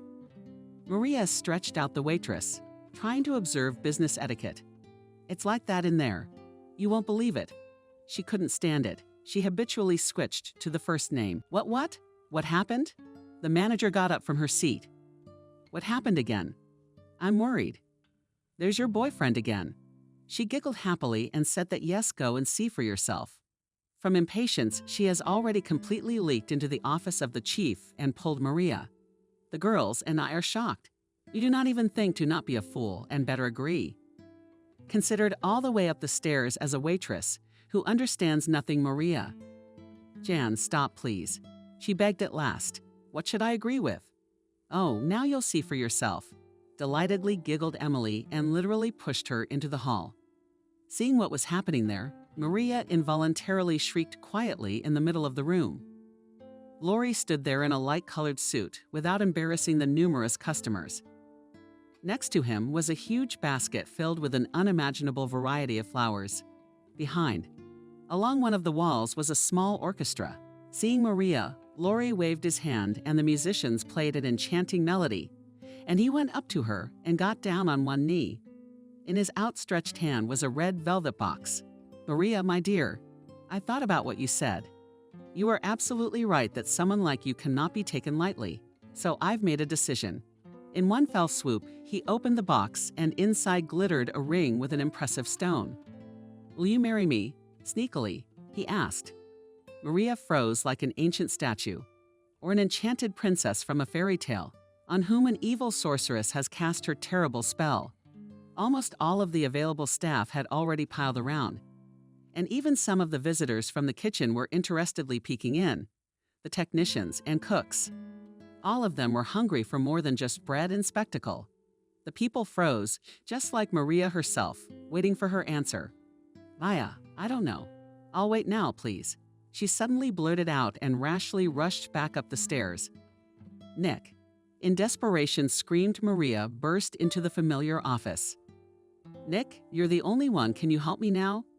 What the hell happened? My God, my God. The owner was alarmed and got out from behind the desk. What is it? He put a trembling arm around the girl's shoulders and gazed into her face. What's the matter with you? He brought the ring. Maria said in a trembling voice. Who is this rich bastard? Yes, he proposed to me. Now he's still waiting there. Please, I beg you, tell me, what should I do? I have no one else.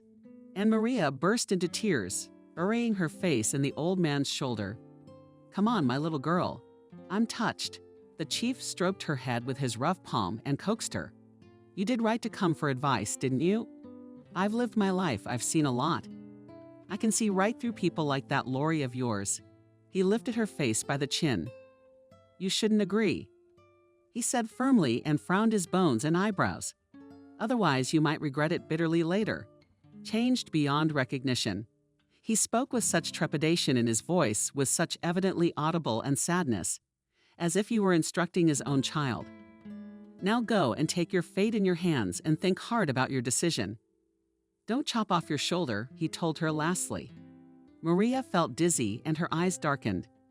For a second, it seemed to her that two different beings were sitting on either side of her shoulders, each whispering advice to her. One of them was saying, "Of course, go for it, you fool. Such a chance falls once in a lifetime to let you go, and you'll never meet such a man again." And the other soberly said, "Do not jump into the maelstrom with his head. If he really loves you, he will understand everything and wait until you are ready." And here she stands again, in front of him, already visibly nervous. What did she present? He laughed, trying to hide his disappointment after her flight. "So what do you say to me, darling? I love you and I want you to be my wife. What else do I have to do to get you to say yes?" I said it quietly. I think she saw with her eyes. The hall, frozen in anticipation. Then she looked into Lori's eyes. In them she saw what she wanted to see: boundless love, expectation, hope. "Of course I agree," said someone suddenly, as if from beside her, as if in her place. And she herself had not yet had time to realize anything, as all around shouted yea. Bitter. And a small orchestra played some bravura music. The hall simply exploded with applause. Visitors and employees smiled and congratulated the lovers. And already she has a huge ring on her finger. Lori hugs her by the shoulders, kisses her on the lips in front of everyone, and only crashed into memory unpleasant dissonance. A maliciously unpleasant stare, a day apart from that first kiss that happened on the patio. That public kiss and the shocking engagement that followed was only the third in her life. The very first, it had happened as a teenager in Maria's native orphanage. Mike, her young lover, was a peer and classmate of the girls. When did they realize they liked each other? They were both 16 years old. Teenagers were shy for a long time. But one day, burning interest and sincere feelings outweighed, and hiding somewhere in the background, the guys kissed for the first time. And then their relationship failed to fully develop. Mike left the orphanage a couple weeks after that kiss. Unlike Maria, the guy had parents, but at some point they were deprived of parental rights. And it was in that period of time when lonely and vulnerable Maria found, as it seemed to her, her man in this world. Mike was taken from the orphanage by some distant relatives, having formalized the guardianship more. Maria had never heard anything about her lover, so Lori was not her first love in the classic sense of the term. But he managed somehow to find a sensitive string in her soul kissing him, as far as she was able to analyze it, already being alone with herself. It couldn't compare to that kiss from her distant youth, but it was more confident and mature. He was a real man, the kind of man she would be like a stone wall behind. At least that's how it seemed to her. And then, in the cafe, after that unforgettable scene with the proposal and the ring, Lori suddenly pulled out some papers. "Look," he said proudly. "I knew you'd say yes. So I took the liberty and already prepared the documents for our marriage. All you have to do is to sign. The rest is up to me." He lowered his voice. "You see, I've used my connections, and we won't have to wait. We can get married tomorrow." "Well, what kind of wedding do you want?" Maria's hands shook. She scrutinized the groom so quickly. "What for? We hardly know each other. Why are you in such a hurry?" Lori frowned unhappily. "I'm in a hurry. You're doing it again. I love you and I want you to be my wife. Is that a bad thing?" He lowered his head, eliminating his gaze to the perfect, patent leather shoes. "Well, you know, if it's a rush for you, you might as well say no." "I thought you loved me too, and you don't," sharp shouted Maria. She was immediately embarrassed by her excessive emotionality. I looked at her with attentive and sad eyes. Nick looked at her, standing in the corner of the hall. She turned back to her lover. "I mean, I love you too. I just didn't expect it to be like this." The guy smiled again. "What do you mean, sweetheart? I'm trying especially for you." He shoved the paper into the girl's hands and took out a gold-plated Parker from his pocket. "Go ahead, sign it." Maria frowned slightly. "Read the document." Lori was not deceived. It was indeed an application for the registry office. She carefully studied everything written. Then she asked in surprise, "How did you get all my information?" Lori winked cheerfully at the girl. The power of love. Maria smiled weakly at him. She had already put her hand to sign, but something stopped her. The girl thought about it, and the recent words of the boss came to her mind again. She twirled the pen in her hands. And yet he signed it. This is fate. This is true love, she convinced herself, chasing away the tedium and thought. Lori seemed to melt. "I love you," he shouted out again, drawing the attention of those around him. "But I have to go now." He folded the signed sheet neatly into a folder. "I'm going to do the paperwork right now. And you know what I propose to celebrate our wedding right here. How does that sound?" He spread his arms out like he wanted to cover the whole small room. "What do you think?" Maria smiled gently. "Let's make the arrangements then. And from me, the payment and everything else." He hugged the girl one last time and disappeared through the doors of the cafe. Nick came to Maria immediately. He had a look of concern on his face. "Maria, what did you just sign?" "Anxious?" asked the old man. "It's an application to the registry office. Very soon we will get married." Trying to make her voice proud, the girl replied. Nick frowned even more, and his eyebrows, judging by the expression on his face, it would seem that something terrible had happened.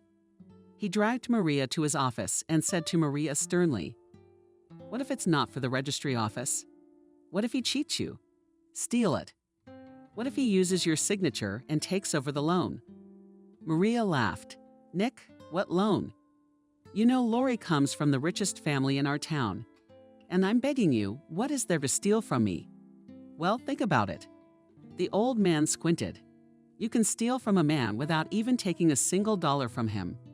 I hope you don't have to face that." Oh, with a gesture he signaled that their conversation was over. Maria thanked him politely and left with a slight shrug. And he wondered. Indeed, he knew the Lori family well. These people had never needed money in their lives. On the contrary, they were so rich that they could afford almost anything. But still, something was definitely amiss. But what was it? Soon Maria was drowning in the hustle and bustle of the wedding, forgetting everything. She carefully picked out everything that even indirectly related to this wedding, her wedding. She couldn't quite believe how lucky she was to have Lori, and she had been picky about the flowers. She sat for hours studying the festive menu and even the color of the napkins. Maria agonized for several long and tedious hours.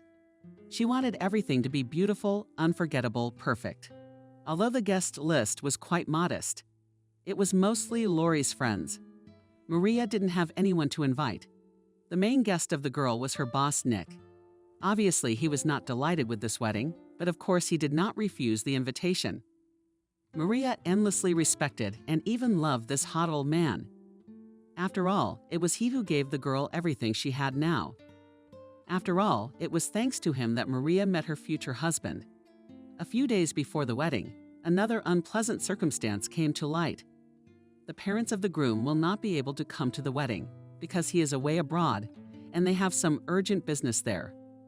Maria, of course, was upset by the news, but did not let it show. Besides, Lori promised her a family feast after the honeymoon. "Trust me, baby, you won't lose much by not seeing my old people at the registry office." On the big day itself, Maria expected another surprise Lori arranged so that the registry office and the registrar is solid. Solemn Lady came to them herself, and the whole wedding took place within the walls of the cafe. It turns out that this service is called off-site registration. Maria quickly looked on the internet. Really exists such a thing. As for her herself, she prepared everything just fine. The hall was decorated with white and lilac flowers. The main color of the holiday she chose lavender. Having decorated everything in delicate bed colors, Lori's friends turned out to be expectedly peculiar. All as one were incredibly glamorous and rich and powerful people. They peered at the cafe meticulously, but apparently out of politeness, without saying a single word, but their gazes were definitely filled with dislike and arrogance. Maria tried not to pay attention to such trifles. Nothing on this day could spoil her joy and happiness. Even the disgruntled looks of the groom's guests, waitresses, and banquet attendants were divided into two camps. Some were happy for Maria, cheering her up and complimenting her gorgeous white dress and great hairstyle. Others never managed to hide either their dislike or their obvious envy. From Maria's side, as bridesmaids acted Emily and Lita on the ruffled condi dresses. And when the newlyweds exchanged rings, even the most disgruntled could not hide their joyful smiles. And Nick himself did not hold back a single tear. He saw how happy Maria was, saw with what awe and with what love her newfound husband treated her. I must have been wrong. The cafe owner thought to himself. Love catches up with people sometimes in the most unexpected places. And isn't my Maria the most beautiful girl in this world? Right after the newlyweds' dance, a tall and statuesque girl approached them. She looked to be about 30. She was dressed in a gorgeous black silk dress. Her lustrous hair was beautifully scattered down her back. "Lori, can I talk to you for a moment?" "Why?" With a smirk, asked the guy without releasing his young spouse from his embrace. "Put it this way, I have nothing to hide from my wife." And he laughed merrily, looking Maria in the eyes. Maria was embarrassed. "Well, if it's something important." "No," said Lori. The girl who approached them pressed her lips together with a long and attentive look, looked into his eyes, and then said, "Okay, I will tell Lori. Please, think properly about your married life."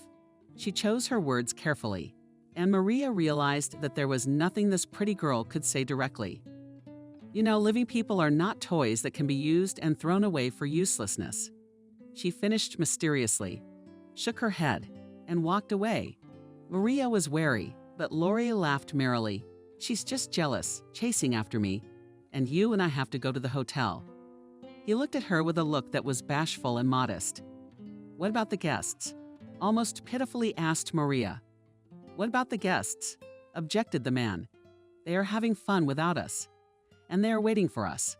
He whispered something in her ear, and Maria giggled shamefully, lowering her eyes into the bright sun.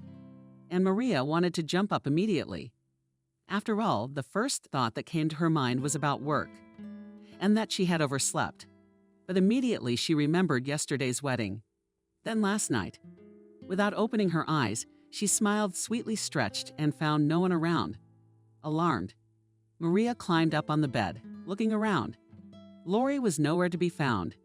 She looked the room, quietly called to her favorite, but there was no answer. Then she carefully got up, returned to the sheet, and went in search of her husband. For the room was simply huge, but in the living room and in the bathroom he was not there either. The young wife's heart was pricked by some unpleasant feeling, a hunch. But Maria quickly dismissed the silly suspicion, thinking that Lori might well have gone away, for example, for work.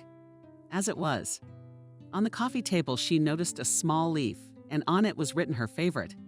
"Good morning to me. Urgent to leave. Important business. I'll meet you later at lunchtime at your cafe. Love kisses all your." You know, she read the note and smiled at the memory, and blushed again. At the cafe, her appearance created quite a sensation. Everyone congratulated her again. The girls giggled and asked questions, and Molly was the only one who asked coldly, "Why isn't she in the Maldives yet?" Maria answered her with a contemptuous smile and promised herself to fire the bitch at the first opportunity. Then she checked her current affairs, drank coffee, and couldn't find anything else to do. Today she was being replaced by Emily, whom she had been grooming for the position of her deputy for a long time. After all, life as a married woman involves all sorts of unexpected twists and turns. Maria smiled again at her thoughts. Yes, she was definitely ready for any twists and turns. And this joyful feeling gave her new hope. Toward lunchtime, Maria began to worry. Lori still hadn't written anything. She was too shy to write or call, in case she distracted him from important matters. Several hours passed, and when the sun began to sink, Maria began to panic. Lori still hadn't shown up. Maybe something had happened to him. Nervous, she tried to call her husband, but he didn't answer the incoming call. The young wife's hands were shaking with fear for her spouse, and in her thoughts various horrors began to loom. Then the front door of the cafe opened abruptly. Lori appeared in the doorway, surrounded by a group of his friends. Maria was happy. "Jesus, where have you been?" "You're all right." She rushed toward him, but stopped abruptly halfway. Standing next to him on his right hand was the very girl he had dated before Maria. It was her birthday that the company of rich men had celebrated at this cafe. It was at her birthday party that Maria had met Lori. She froze in place, trying to figure out what it all meant. The rarefied company didn't seem the least bit complex. Quickly seated at a vacant table, it looked like all of them, including Lori, were already tipsy. The former Lori asked Maria with a chuckle, "Well, young ear, would you like to offer your husband's guests a table?" and laughed loudly, tipping her head back. Lori laughed with her. Maria was shocked. Again, all eyes were on her. But now a burning sense of shame flooded the purple color, her face. But she overpowered herself and came closer. "Darling, what is the meaning of all this?" She tried to take his hand, but he yanked it away and smirked. "It means that you, Marusha, are an idiot." He said those cruel words as loudly as possible. The people around them fell silent for a moment, listening to the conversation between the newly married couple. "Which means I've got a bet on you," he shouted again. "Lori, stop it. What are you saying?" Maria replied in tears. "Let's get out of here. Let's talk in private." "No, let everyone know what a knave fool you are." And the guy volleyed in a glass of whiskey and went to the center of the hall. "Listen up, everybody," he yelled, smirking. "And I bet a tidy sum that I could put this one down. Didn't touch it in bed." In a drunken frenzy, he broadcast to the crowd. "Have you ever seen a nun like her? You'd be hard-pressed to find one. I lied to her about breaking up with my girlfriend, and she wouldn't let it go. I took her to Puppies, expensive restaurants. I had to cheat anyway. I forged documents and everything so that the stupid orphan would think that I really married her. Of course, that wedding was a farce of a fake. There's no way I'm marrying someone like you. A practical joke. What did you imagine?" He gave Maria a scornful look. "I'm not going to get married at all. I just had to win that bet. That's all. And now you've served us like a restaurant's doormat. Because you are a doormat now. Imagination sucks. Come on," he insisted, coming almost right up to me. "Come on. Or have you forgotten how you did it last night?" Smiled, looking unhappy straight in the eyes, and she was already shaking all over and tears appeared in the corners of her eyes. She opened her mouth to answer, as suddenly there was some kind of a clap, and all the visitors in a panic began to scatter. Where to? Leaving their belongings lying unattended. In the center of the hall was suddenly Nick himself, and he had a hunting okat in his hands. Lori's company, momentarily oblivious to the fun, poured out of the room in the front rows, abandoning their leader, subordinates hiding in corners. In a few minutes, only Lori and Maria remained in the center of the room. After the first shot in the air, he hissed, turning to Lori immediately and apologized to the girl. He pointed the barrel of the gun directly at him and apologized. "And yes, you will marry her," firmly said the old man. Lori laughed loudly, throwing his head up, but there was fear in his eyes, although the guy did his best not to show it. Maria slowly approached the old man, reading in his ear, he's not worth it."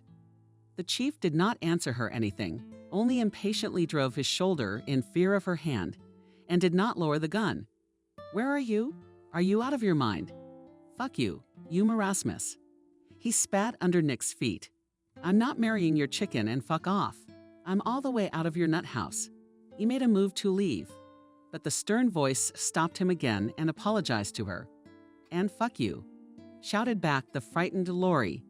"Shoot, you weakling, shoot, and then my parents will do this to you." But Lori didn't get a chance to speak. Another shot rang out. Nick was aiming at the floor next to the bastard's legs, but accidentally hit one of his limbs. The downed young man howled in pain. Maria howled in terror. The cafe workers ran out of their hiding places. Nick slowly approached the guy lying on the floor. "You apologize and marry her," he repeated stiffly. He looked around at his staff and tossed carelessly. "Call an ambulance for this scumbag." The old man spat at Lori and disappeared through the door of his office, leaving everyone completely bewildered. Maria rushed after him. Nick, Maria ran into the office, falling to her knees in front of the old man. Thank you. Thank you for standing up for me. But what happens now? What's gonna happen? You'll go to jail, won't you? In tears, she screamed. The old man lifted the girl up, sitting her down on a table nearby. Come on. Don't cry, he said, stroking her head. Against this advice, Maria burst into tears with renewed vigor. She felt humiliated, destroyed, trampled into dust, wide patent shoes, scum, rich. Besides, she was also guilty. She had framed the only person who had treated her sympathetically, who had accepted her and given her a ticket to a normal life. Finally, Maria looked up at the old man with her eyes swollen with tears. Forgive me. Quietly, she stretched out. Forgive you. You need to get away immediately. You know he has very powerful parents. You must leave immediately, she said firmly. Calm down, it's not your fault, calmly replied the old man. And nothing terrible will happen to me, I assure you. He lifted himself up, leaving Maria sitting on the table, poured her a glass of water from the bolero he had in his office, and continued talking to Maria. I know his parents really well. These people are quite decent. Believe me, if they found out what happened, they would take your side. But if I do go to jail, well, that's my fate. I don't regret what I did, the old man concluded. They're in tears. Maria thought for a moment. She slowly drank the water and said firmly, I think I know what we should do. 3 weeks had passed since the horrifying incident, and still nothing was known about Loria. Thinking over everything that had happened, Maria caught herself an angry and even dangerous thought. She realized that she wished Lori were dead. Realizing this, she became seriously afraid for herself. To wish a man dead, how did I get to this point? She thought with horror, unable to banish these demonic thoughts from her head. Time passed, but so far no cure. Contrary to popular saying, but in this short time, once naive good Maria became a completely different person. What had happened had made her older and wiser. Sometimes it seemed to her that she was like a phoenix bird, burned to the ground, and rose again from the ashes. One day she finally decided to act. Ave noticed that she would be late in the morning and went to the police station. The officer on duty greeted her blankly. He was sitting at a small desk with his head bent over some papers. Please have a seat. I am a junior sergeant of the Internal Service, Michael. What's your question? He raised his head, and Maria cried out in amazement. Mike, is it really you? And the young sergeant, as it turned out, had forgotten how to breathe. With widened eyes, he stared in amazement at his visitor. Maria, I can't believe my eyes. How beautiful you have become. Maria smiled weakly, involuntarily embarrassed, and averted her gaze before her sat her Mike. Her first and probably only true love. The last time they had seen each other was many years ago, the day when he was still a teenager leaving the walls of the orphanage. Since that day, she had often thought of him very often. You're an investigator now. Yes, such a young guy smiled broadly. Well, almost. I'm still an assistant. I'm a fast learner. My superiors praise me. They say I'm gonna do great. He took a breath and stopped talking. What about you? I'm a fool to be crucified. Something happened to you, didn't it? Come on, tell me. By the end of her mournful tale, he was shouting in a rage that didn't hide his anger. I'll kill that asshole. Maria waved her head. No. Calm down, please. He's not worth it. Eventually, after consulting with senior colleagues, they prepared a statement accusing him of fraud and rape. Maria. Michael gently touched her arm. I realize you're having a hard time right now, but maybe we can go out with you somewhere. But Maria pulled her hand, and tears came to her eyes again. No, I can't yet. I'm sorry. Lori limped out of the cab. Maria had called him a couple of hours ago and asked for an urgent meeting, without giving the exact reasons. The guy was at first taken aback by such impudence, but after thinking about it, he decided to meet. He immediately called his friends, inviting them to go together to mock this bearded beard. He cheered them up, but most of the warm company of majors did not want to get involved in the story again. In the end, only 2 people wanted to go with Lori, his girlfriend Helen and a buddy named Jacob. Helen helped the guy out of the car, holding him by the elbow. His leg was still in a cast. Jacob was shy in the bright sun, standing already near the door of the cafe. Lori hesitated, looking at his girlfriend. "Why do you forgive me everything?" He mentally asked this question to himself when the door to the cafe opened. Lori prepared to shout some nasty remark about his fictitious wife, but froze in place in the hall in the company of Maria, and that fictitious old man who had almost shot him, sat his own parents. "There you are," the boy's mother looked at him menacingly. "Sit down." She pointed him to the seat beside her like a schoolboy in a Skoda. Lori slowly lowered himself into the seats offered to him. He turned around. Helen and Jacob were already gone. He swallowed hard, realizing that his parents would not approve of his behavior. Maria was the first to speak up. "Look," she nonchalantly slid Lori a piece of paper. He took a quick look at the paperwork and was stunned.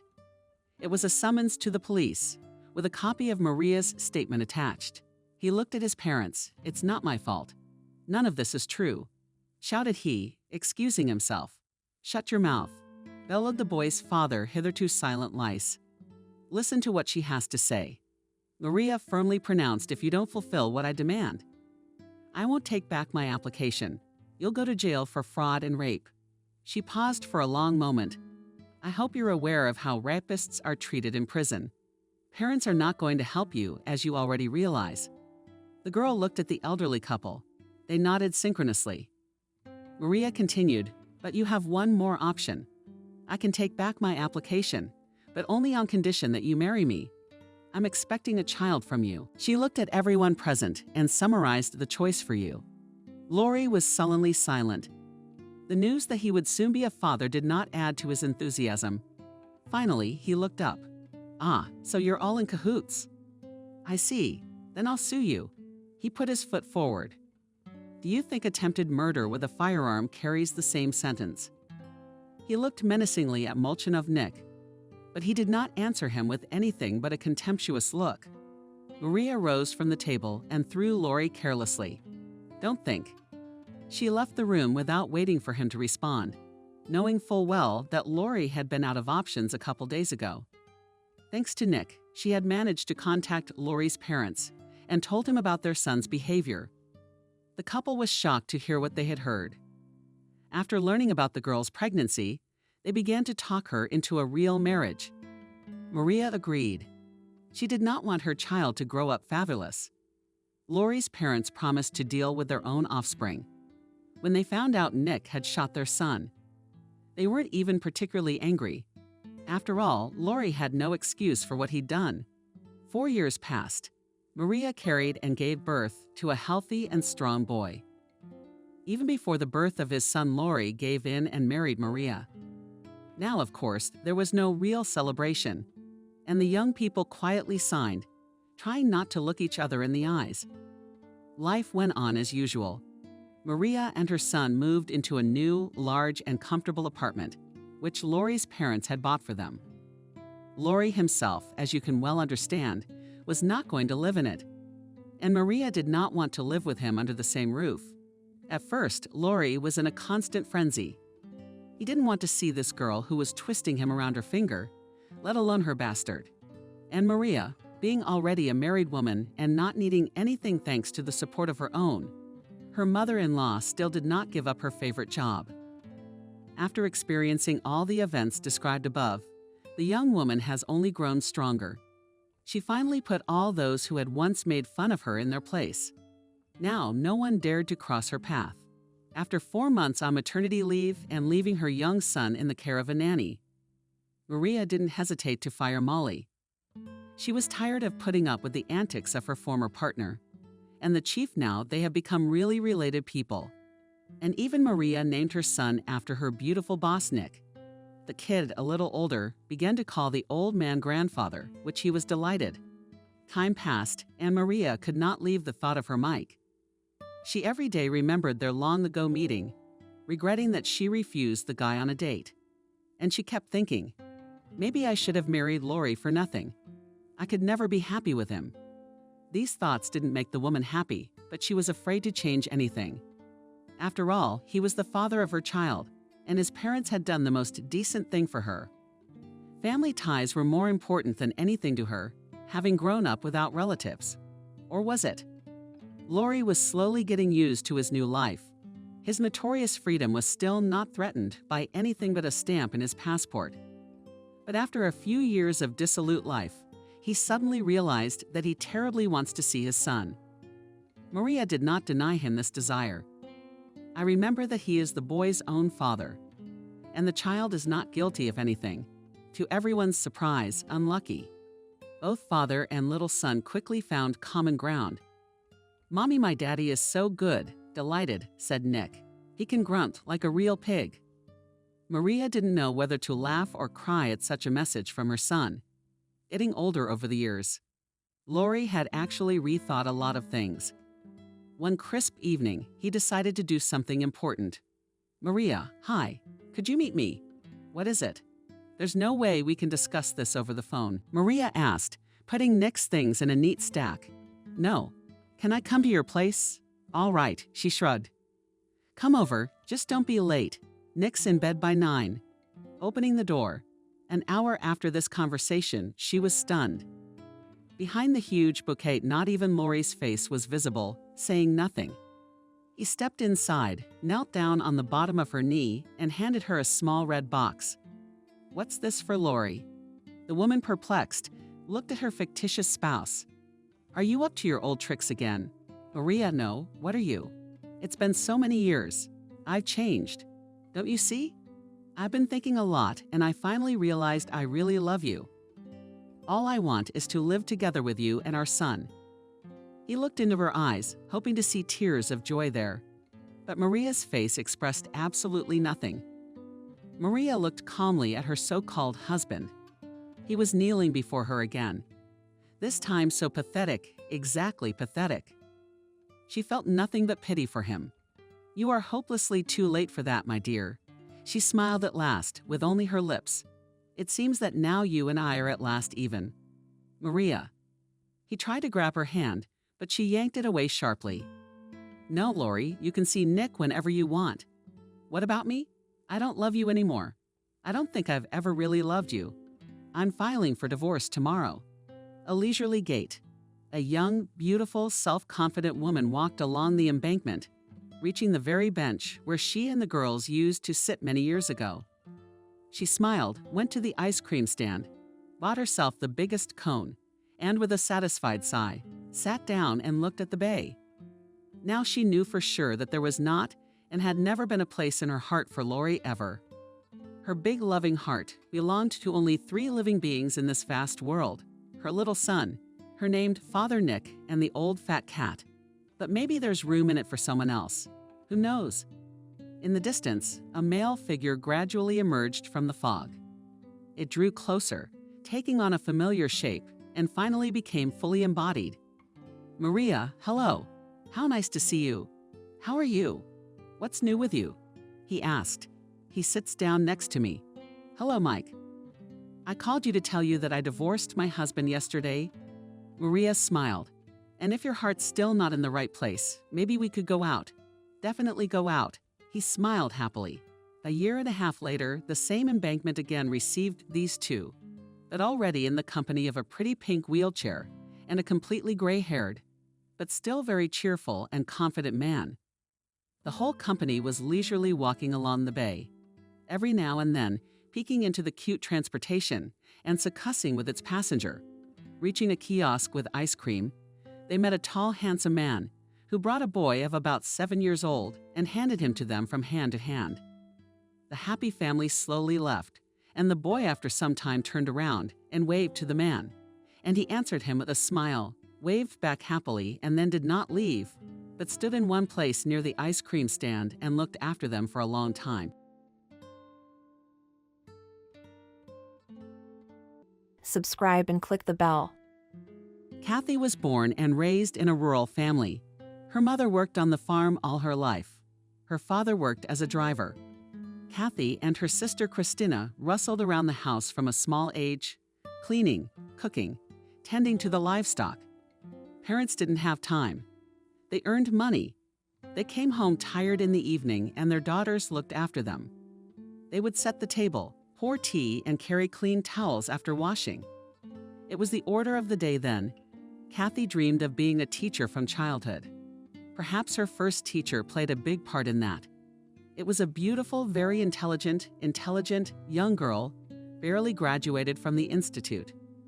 She spoke competently and calmly, knew the answers to all questions, and skillfully motivated the class to successful study.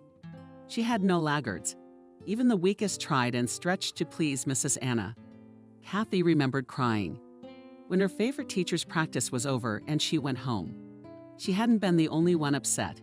Since then, the girl had firmly decided that when she grew up, she would become a teacher, as good and kind as Ms. Anna. So Kathy never changed her mind. She studied well and, having finished school, easily entered the university. Life in the city began to get strange. That metals, a room in the dormitory. It was so unusual. The girl had never been separated from her parents and sister Christina for longer than a couple of days. And here it was all of a sudden. It was scary and hard at first. But Kathy quickly got used to it. She liked her studies, her classmates, her teachers. The girl realized more and more clearly. She had chosen the right path. Being a teacher is really her calling. After receiving her diploma, Kathy got the first job in her life.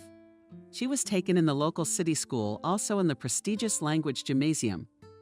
And the salary offered such a young girl could not dream of. Kathy plunged headlong into her work. She liked everything and to teach, and answer the numerous questions of her kids, and write notes for lessons, and deal with interesting and difficult cases for the pedagogical council.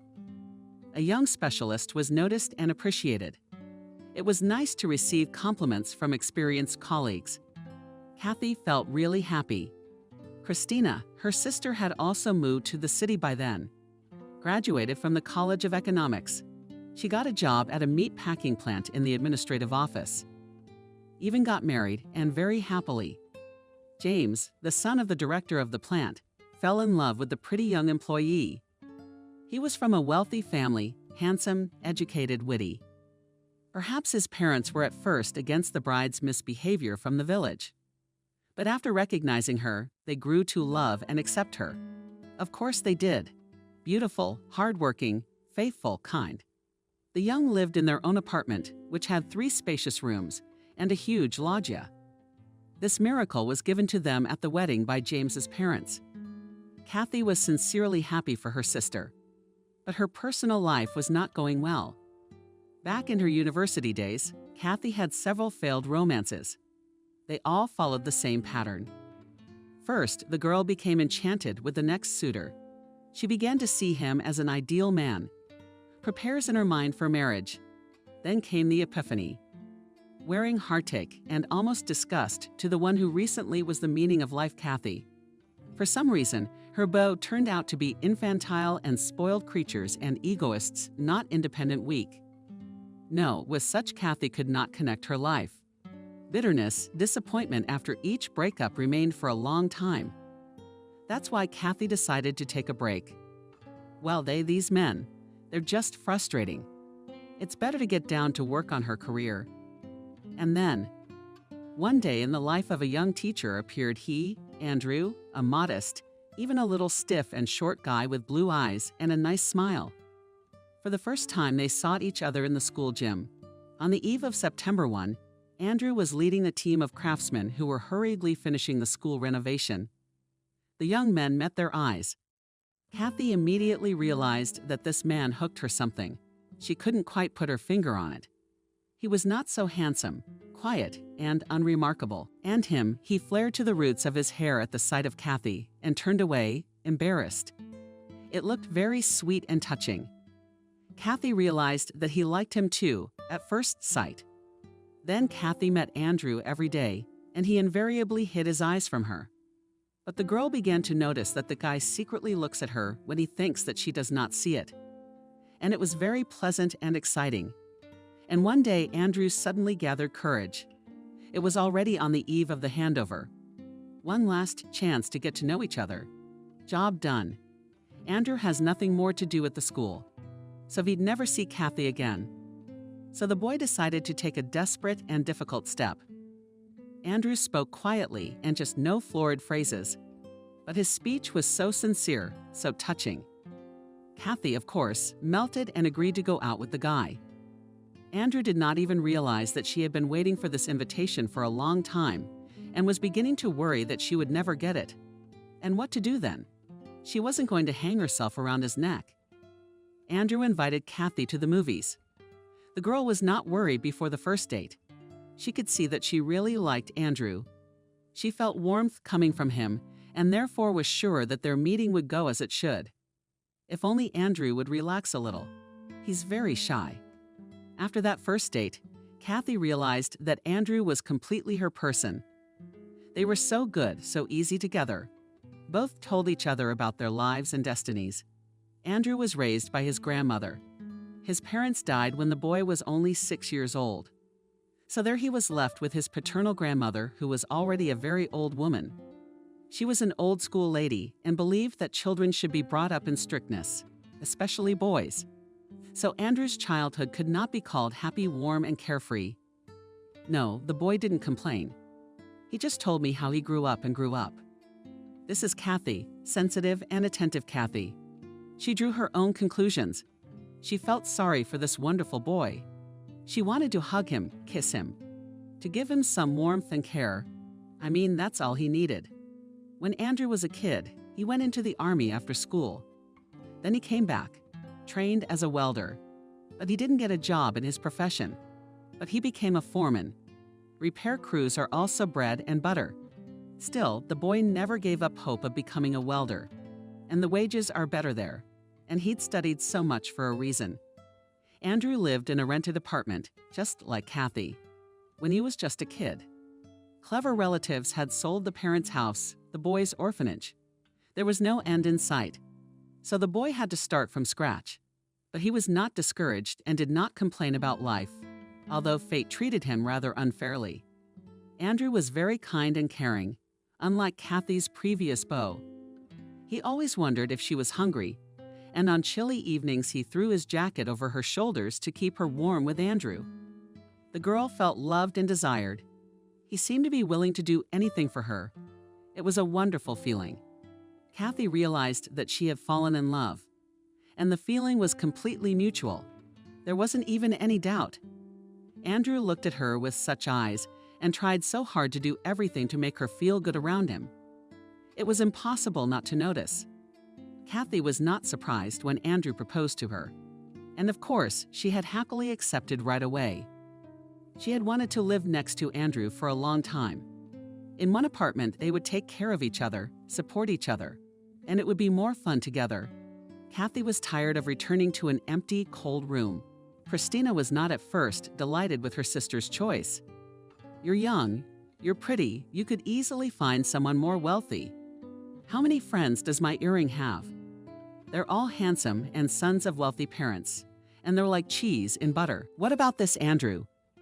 Nikolai is not yard, not work normal. But when she recognized Andrew, the best Christina changed her mind. You have a good one. Smiled her sister, shared her impressions with Kathy. Very kind and loves you very much. You'll do well together. You'll achieve everything. You can't miss out on a man like that. I'm so happy for you. Andrew and Kathy got married. They lived in his rented apartment and Kathy's golden years began. The young husband tried to help his wife with everything. He did a lot of things for her, and even as he had dreamed, he found a new job. He got a job as a welder at a construction site, took part-time jobs, did not refuse the opportunity to poke around, as he was going to get his own apartment. Andrew dreamed of buying a 3-room apartment in a prestigious neighborhood where there are a lot of good schools and playgrounds, so that his and Kathy's future children had a happy childhood. Andrew often made surprises to his young wife. He would give her a ring for no reason, or just come home with a bouquet. Kathy felt the happiest in the world and thanked fate for sending her such a loving and caring husband. The young couple talked for hours and discussed movies and life stories, friends and relatives. They made plans. Sometimes they argued. Not without that, but they always came to a compromise in the end. They liked the same movies and books. They both discovered new and interesting things about each other. For example, with Andrew, Kathy got into hiking in the woods. Andrew, thanks to his young wife, loved the theater. Kathy was sure that she and Andrew were soulmates, halves of one whole. Even though the couple lived poorly, they had enough to live on. But both excesses like a luxury car or annual trips to the sea. There was no speech yet, but both were happy with what they had each other and often discussed that chance meeting at school, which might not have been. Take Kathy, a vacation in August, as her superiors had suggested to her. And then Alex was born. How did the young couple rejoice at his arrival? The new father was glowing with pride, taking his son Andrew in his arms for the first time. He turned out to be a wonderful parent, attentive, sensitive, caring. He could spend hours after work driving around with the stroller to give his young wife a break. But Kathy most often went for a walk with her husband. It was so pleasant to walk together with Andrew, holding the handle of the stroller and in a low voice, so as not to wake up his son, to talk to the man you love about everything in the world. The young parents liked to make plans for the future of their apartment. They still didn't have one. But the amount in the bank account was slowly but surely growing. Just a little bit more, and the couple will be able to afford to buy their own home from Christina's sister Kathy. At the same time, their daughter Helen was born. Young moms often went to visit each other and together learned the wisdom of caring for babies. The sisters shared advice, discussed the successes and failures of their babies. Kathy felt truly happy, and her husband is so loving and understanding. And her sister is close by. The young couple often dreamed about how their son would grow up. Surely he will be smart, kind, brave, will become, perhaps, a scientist or a master of all hands. And they and parents will try to ensure that the innate talents of their child to open and gain strength. It is only necessary to be attentive and patient. Andrew planned to study a lot with his son, to support him and always be there for him in a difficult moment. Kathy was glad that it was easy and calm at heart. The two of them and cope, raise a child a good man. But the dreams of the couple were not destined to come true. A few years after the birth of their son, misfortunes one after another fell on their small family. First came the financial crisis, as a result of which the couple's savings depreciated. They were only a few days away from buying their own apartment. The goal was so close. But after what had happened, the money accumulated in their account could only buy a couple of winter jackets. And that's if you're very lucky. Alex was already in daycare. Kathy was out of maternity leave. The couple took it hard. They even cried. I don't know what to say. Andrew couldn't help but cry. He thought his wife couldn't see, but she saw everything. The man even looked for an apartment he'd been dreaming of for a long time. Spacious, 3-room, not far from a large school and the Palace of Sports, where Alex could do swimming. And then such a blow. But there was no time to indulge in despondency for a long time. Hard times came. Salaries at Kathy's school began to be delayed for months. Things weren't going too well on the building site either. Andrew's main income now came from coven members.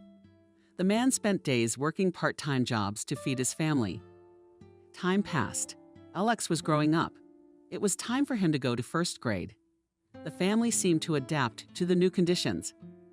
Andrew was allowed to stay afloat. The man again made plans for his own apartment. There were hopes for a better life. A happy future loomed ahead. And then tragedy struck at the construction site. Andrew was working unofficially. The owners of the facilities saved money on everything and didn't care much about safety. Andrew knew he was taking a risk, but he was always careful and acted as carefully as possible. But this time, on the construction of a supermarket building, the man fell off from the height of the 3rd floor right onto the concrete blocks piled piles and below. Of course, Andrew did not survive. Arriving in an ambulance, doctors had only to state the man's death. Kathy was not told the terrible news until the morning. For her, the whole world turned upside down in that second. She could not even cry for a long time. The woman felt her soul and heart literally torn in half. She didn't want to live. How and why get up in the morning if there is now no nearest and dearest person? Kathy realized that she would never meet someone like Andrew again. There was no one else like him, and she didn't need anyone else. She missed his smile, his look, the smell of warmth. It was physically painful to not be able to hug a loved one. There were his things around him: clothes, books, glasses. But Andrew himself would never come home again, would never hug her and her son, would never joke with them. How to accept that? To dull the pain, Kathy even took up the bottle. Kathy realized, of course, that this was a road to nowhere. But at that moment, she didn't care, just as long as she could get rid of the unbearable pain for a moment. There's no telling what would have happened to the woman if it hadn't been for Christina. She took Alex in for a while. She saw that his mother was not able not only to look after the child, but could not even cope with herself. Kathy didn't care. She took Alex, and that was fine. And she didn't even think about her own child's feelings at that time. But he was also in pain and scared. Strange as it may seem, Alex's illness brought Kathy back to life. He caught pneumonia and went to the hospital.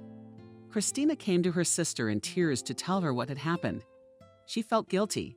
She hadn't looked after her nephew. He had a high fever and was delirious. The doctor and I thought it was stress at first. After all, the father's dead and the mother's in a state of confusion. But then it became obvious it was more serious than that. He was in intensive care for 24 hours. He seems better now, but the doctor says it's too early to relax. And your drinking, it's a threshold to get back into life. You can't go back. Now we're gonna lose another boy. This situation brought Kathy back to life. She was more scared for her son than she'd ever been in her life. She pulled herself together, stopped drinking. She got her job back. And of course, she became a caring and loving mother again. Every day, Kathy went to visit her son in the hospital. At first, she stood under the windows, and then, when Alex was allowed to go out, she walked with him for hours on the hospital yard. Alex grew up immediately. Trouble had turned a 7-year-old boy into a little old man with sad eyes. He was surprisingly thin, pale, and silent. Looking at her son, Kathy realized that he was under deep stress. Her baby is traumatized. He needs a strong mother. And she, Kathy, took risks to remove drowned in her own grief, forgetting about the native man, so much in need of her support. Kathy has been the perfect mother ever since. Attentive, totally focused on her son, caring. In the city, Kathy couldn't hold on. It was too expensive to rent an apartment. The woman didn't make that much money. She had to return to the village. Father was already gone, and his life was taken away by a heart attack 2 years earlier. And my elderly mother was in great need of support and care. It was already hard for her to cope with the household on her own. So Kathy's move came very well. Alex went to the first grade of the village school. Kathy got a job there as a teacher, but soon she had to think about changing jobs. The salaries in that school were very different from the salaries. In the city gymnasium, on such crumbs was simply could not live, and Kathy had to pull the child alone on his feet, to put him on his feet. And then a neighbor, Aunt Nura, offered a good auction. Her nephew had a point at the central market in the city. He sold clothes and shoes and accessories.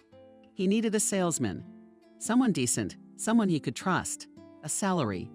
Aunt Tyran, the nephew, promised a good one. He also offered a percentage of the proceeds. 2 by 2, Kathy was also quite satisfactory. It was hard, of course, to part with the dream job.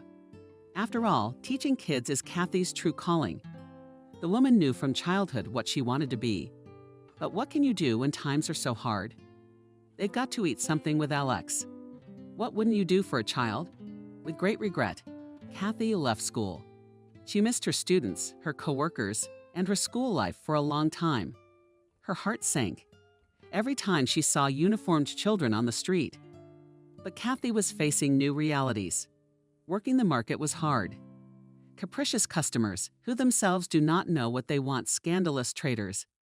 Competitors, heavy financial responsibility. And the road took a lot of time and effort.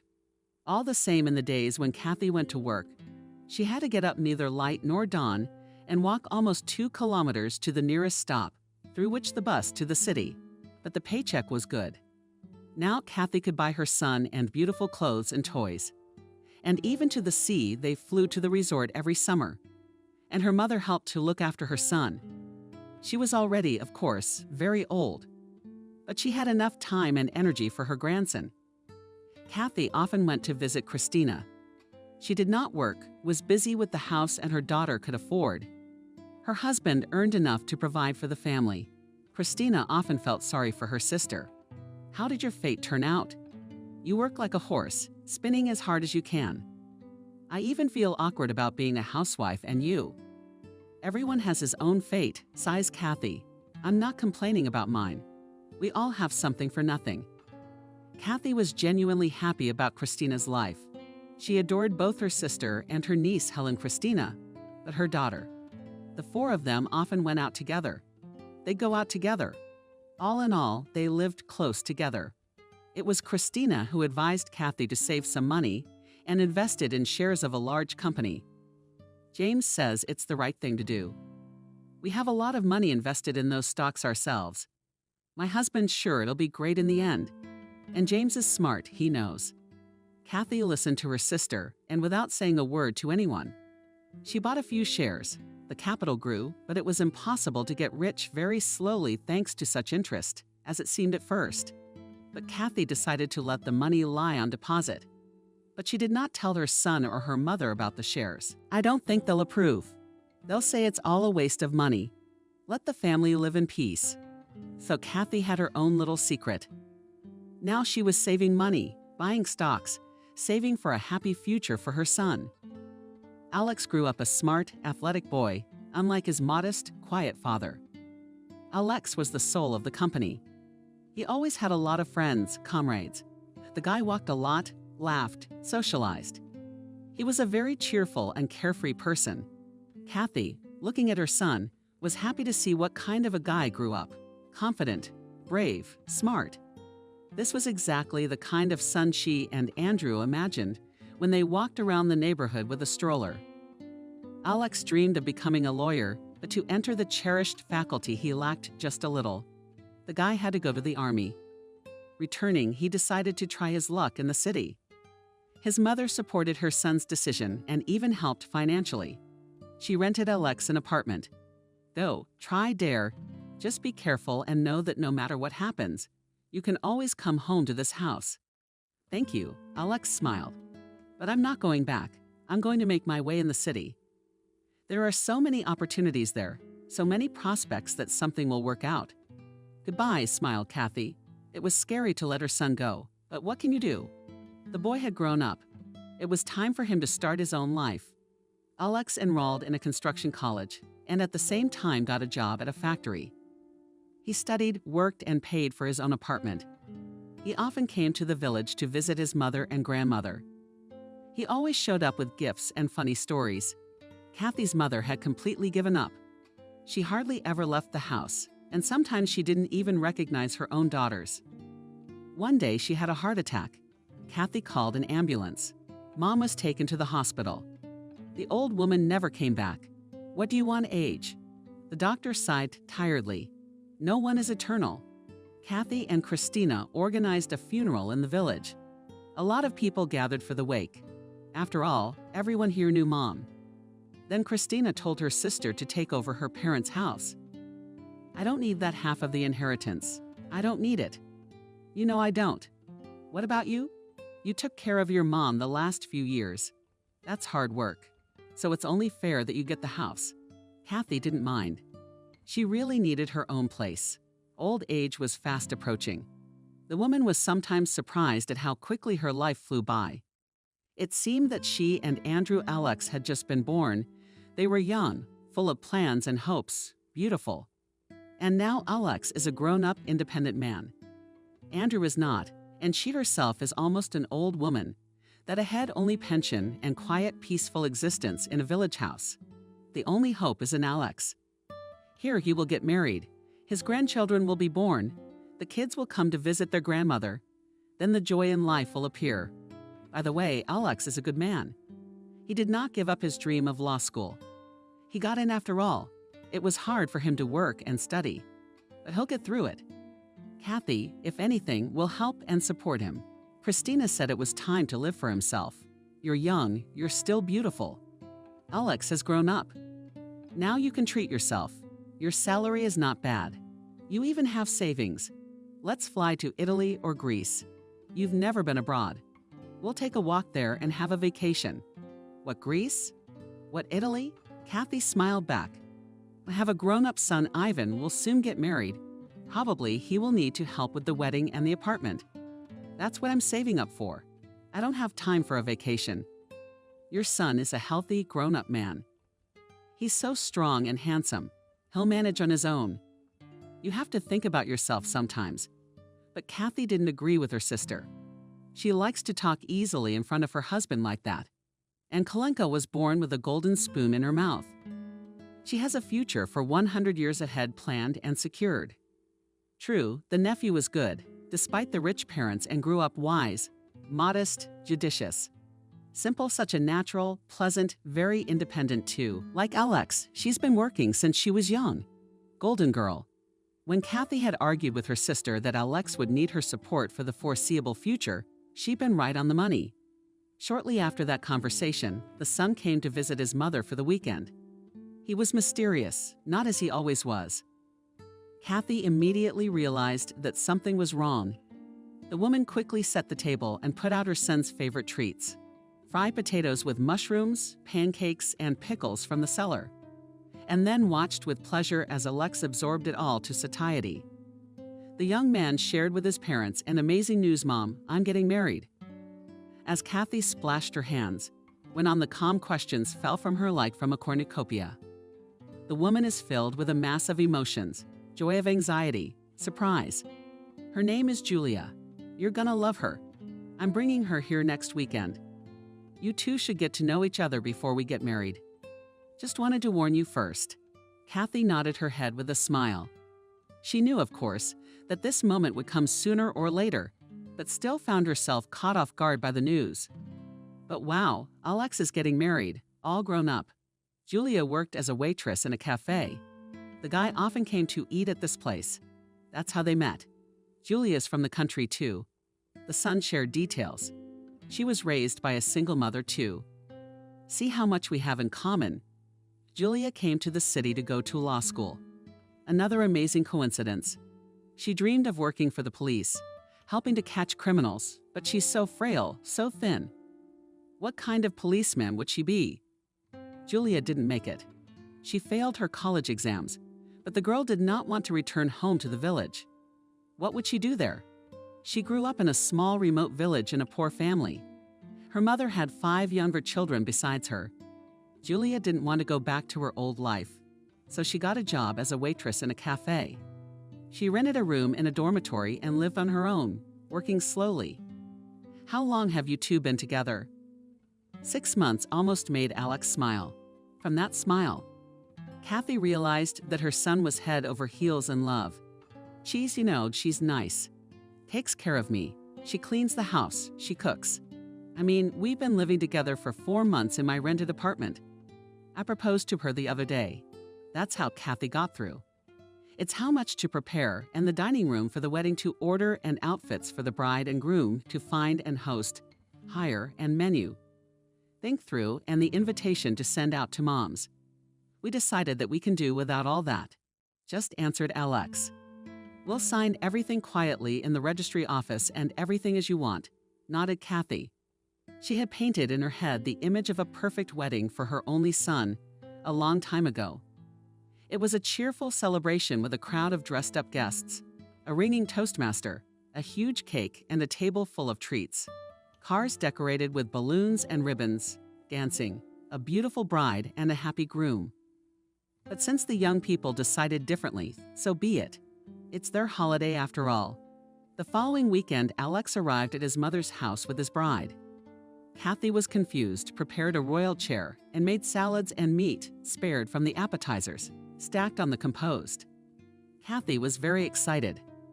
She wanted to please her future daughter-in-law, to show Julia that she was very much expected in this house. They were preparing for the arrival of the dear guest, as long as not to say the wrong thing, so that Alex was ashamed of her mother. Then it didn't happen. Julia turned out to be a thin girl and not tall. Big dark eyes, thin eyebrows and a spread of thick silk. She was dressed simply but tastefully. An elegant dress, low-heeled shoes. At first, the guests and the hostess felt a little constrained. Julia, looking around carefully, was silent. Apparently, she was embarrassed to say a word. Only after a while did Kathy realize that this modesty was feigned. Julia was just looking around. She was choosing tactics of behavior, drawing conclusions. The atmosphere at the table was moving. Alex joked, amused his ladies, throwing up interesting topics for conversation. He was always so lively, energetic, companionable. In the course of the conversation, it became clear that Julia was indeed from a very poor and disadvantaged family. The girl charmed Kathy at the first meeting with her modesty. Bride Alex had a very sweet smile, and how she looked at her fiancé. In her eyes shone tenderness and love. The guy, however, answered Julia in the same way. He held her hand, now and then took her by the waist. There was love and harmony between the young people. Kathy looked at them and her heart rejoiced. Alex and Julia were married. Kathy suggested the young people to have a party in a cafe. All right, not a real wedding with a toastmaster and cars, but they could have a proper celebration with their friends. She even set aside money for it. Kathy had savings. Over the years, the woman managed to put aside a certain amount, plus stocks bought on her sister's advice. They'd grown a lot. At first, Kathy dreamed of buying an apartment in the city, but then realized that in the village she lives well. Quiet, calm people, familiar and friendly around. Kathy liked the very atmosphere reigning in her village. Closer to retirement, the woman realized that she did not want to move anywhere, but she could. She had enough money for a small apartment. But never mind, her son could still use it. Only Christina's sister knew about the savings. Kathy didn't talk about her wealth, not even to her son. She wanted Alex to grow up independent, that he as a man, himself tried to earn money for housing and something to achieve in life.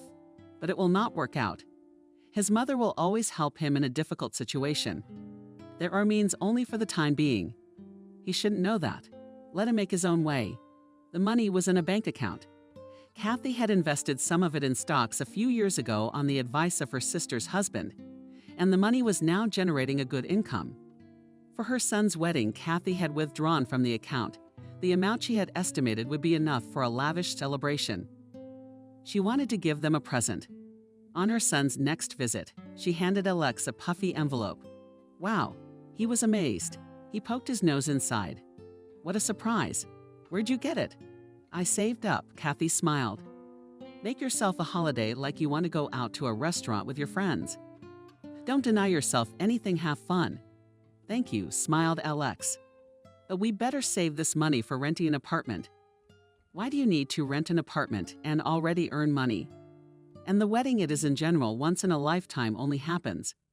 Well, ideally, of course. I have problems with my job, Alex admitted. They pay pennies, and it's unstable there. I'm just in danger of getting sick. And Julia, that she does not earn enough. A waitress does not pay millions. It's okay. Kathy patted his grown son on the shoulder. Alex is all grown up. He's a big man himself, and his problems are just as grown up. Already financial issues sadden him. He's thinking about supporting his family. I feel sorry for him, of course. Yes, everyone goes through such things. Don't worry, son. When you finish your studies, you'll find a better job. You're my good boy.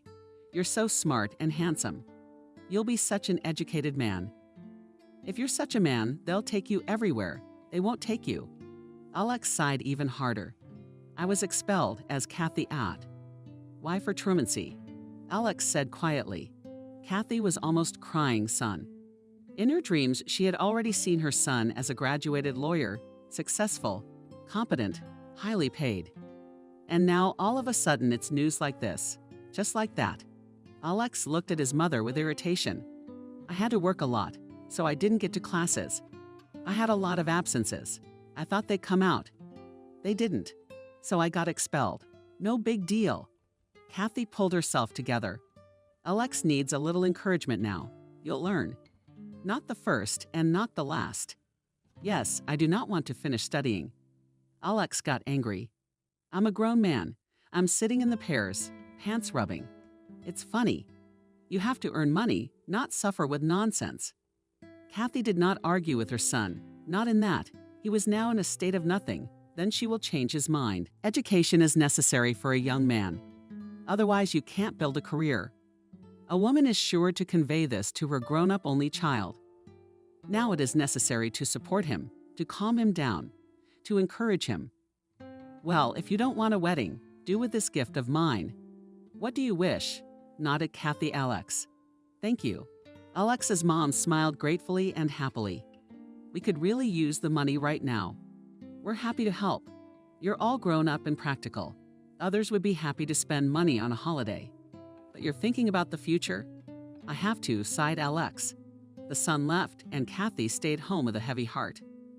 Alex was also worried now. He didn't finish his studies. No decent job, no place to live. Now he's getting married.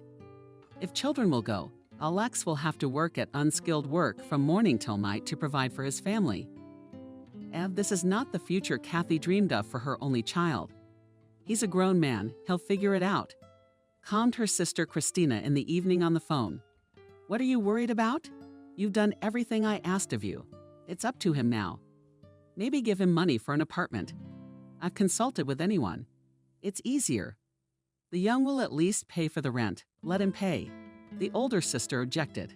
Don't even think of mentioning that money now. They'll sit on their necks and weigh their legs down. But they'll try to climb up. Maybe they'll succeed. You can always give them the apartment. It's not time yet. You are right, you, Christina, are right completely, of course, grinned my sister. And you come to visit me. Tomorrow come to the movie with you, go to a cafe. Sit. You need to unwind. Again, Christina, you're right, smiled Kathy. What a blessing that she has such a sister, a close person who will always support and cheer up. Alex and Julia got married. The signing took place in the city registry office modestly and quietly. Kathy, Christina with Rudit, and two of Julia's girlfriends attended the ceremony. Then a small group of people modestly celebrated the events in a cafe. We sat only a little. We made a few toasts to the newlyweds, gave the newlyweds presents, and dispersed. Julia had to go on shift. Alex was waiting at work, too. Kathy stretched out disappointedly when she and her sister were alone. The women decided to do a little shopping. Come on, young people don't care now. Christina waved away carelessly. As long as they lived well. Did Alex live well with Julia? Kathy had no idea. The son tried not to talk to his mother about it. It was awkward for her to ask, to pry into the soul of an adult. The young people came to visit occasionally. Julia behaved politely, but coldly and aloofly. Kathy noted that the young couple seemed to have a good relationship. Alex's job was not going well.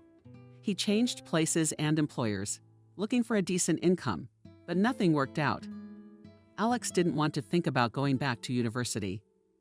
Kathy several times wanted to tell her son that she had a safety cushion, which she was ready to give him.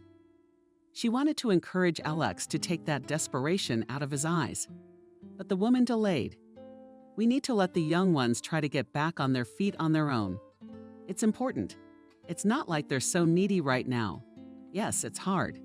But they're two adults who should be able to cope. But if there's a child, then it's a different matter. Children should live in normal conditions with calm, peaceful parents. Several years passed. The situation in my son's family did not change. He was still looking for a job. Alex, from a cheerful joker of a joker, turned into a frowning man. Kathy thought it was because of money problems. But one day she accidentally witnessed a conversation between her son and Julia. The couple came to visit Kathy Petrovna. Lately it happened less and less often. The woman went to the kitchen to take out of the oven forbidden with apples goose.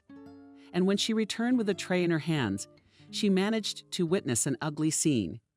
You're just a lowlife. Julia looked at Alex with dislike. You can't do anything. Married Andrew. He gave her a cool phone for her birthday. And they're going on vacation to the Emirates soon. And you can't even find money for a spa for the woman you love. We're about to be evicted from our apartment for non-payment. Alex silently lowered his head. He had nothing to object. Probably, the young man felt at this moment really full of nothing. Kathy's heart squeezed with pity for his son. Wow, Julia often humiliates him like this. Once when she was visiting, she couldn't help herself, and the son was too used to hanging his head.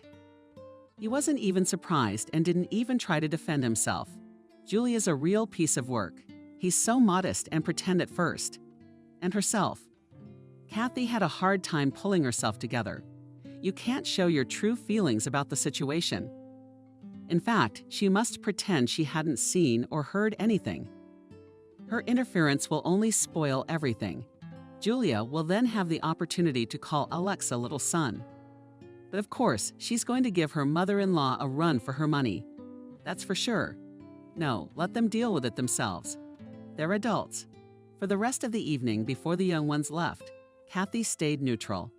Talked on distracted topics, smiled at both spouses, and tried not to notice the sunken sadness in her son's eyes.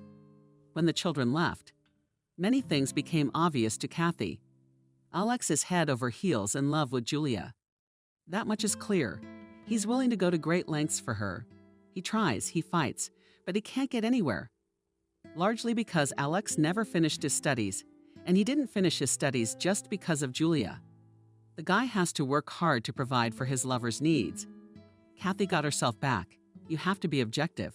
It was still Alex's choice to drop out of university and get a job.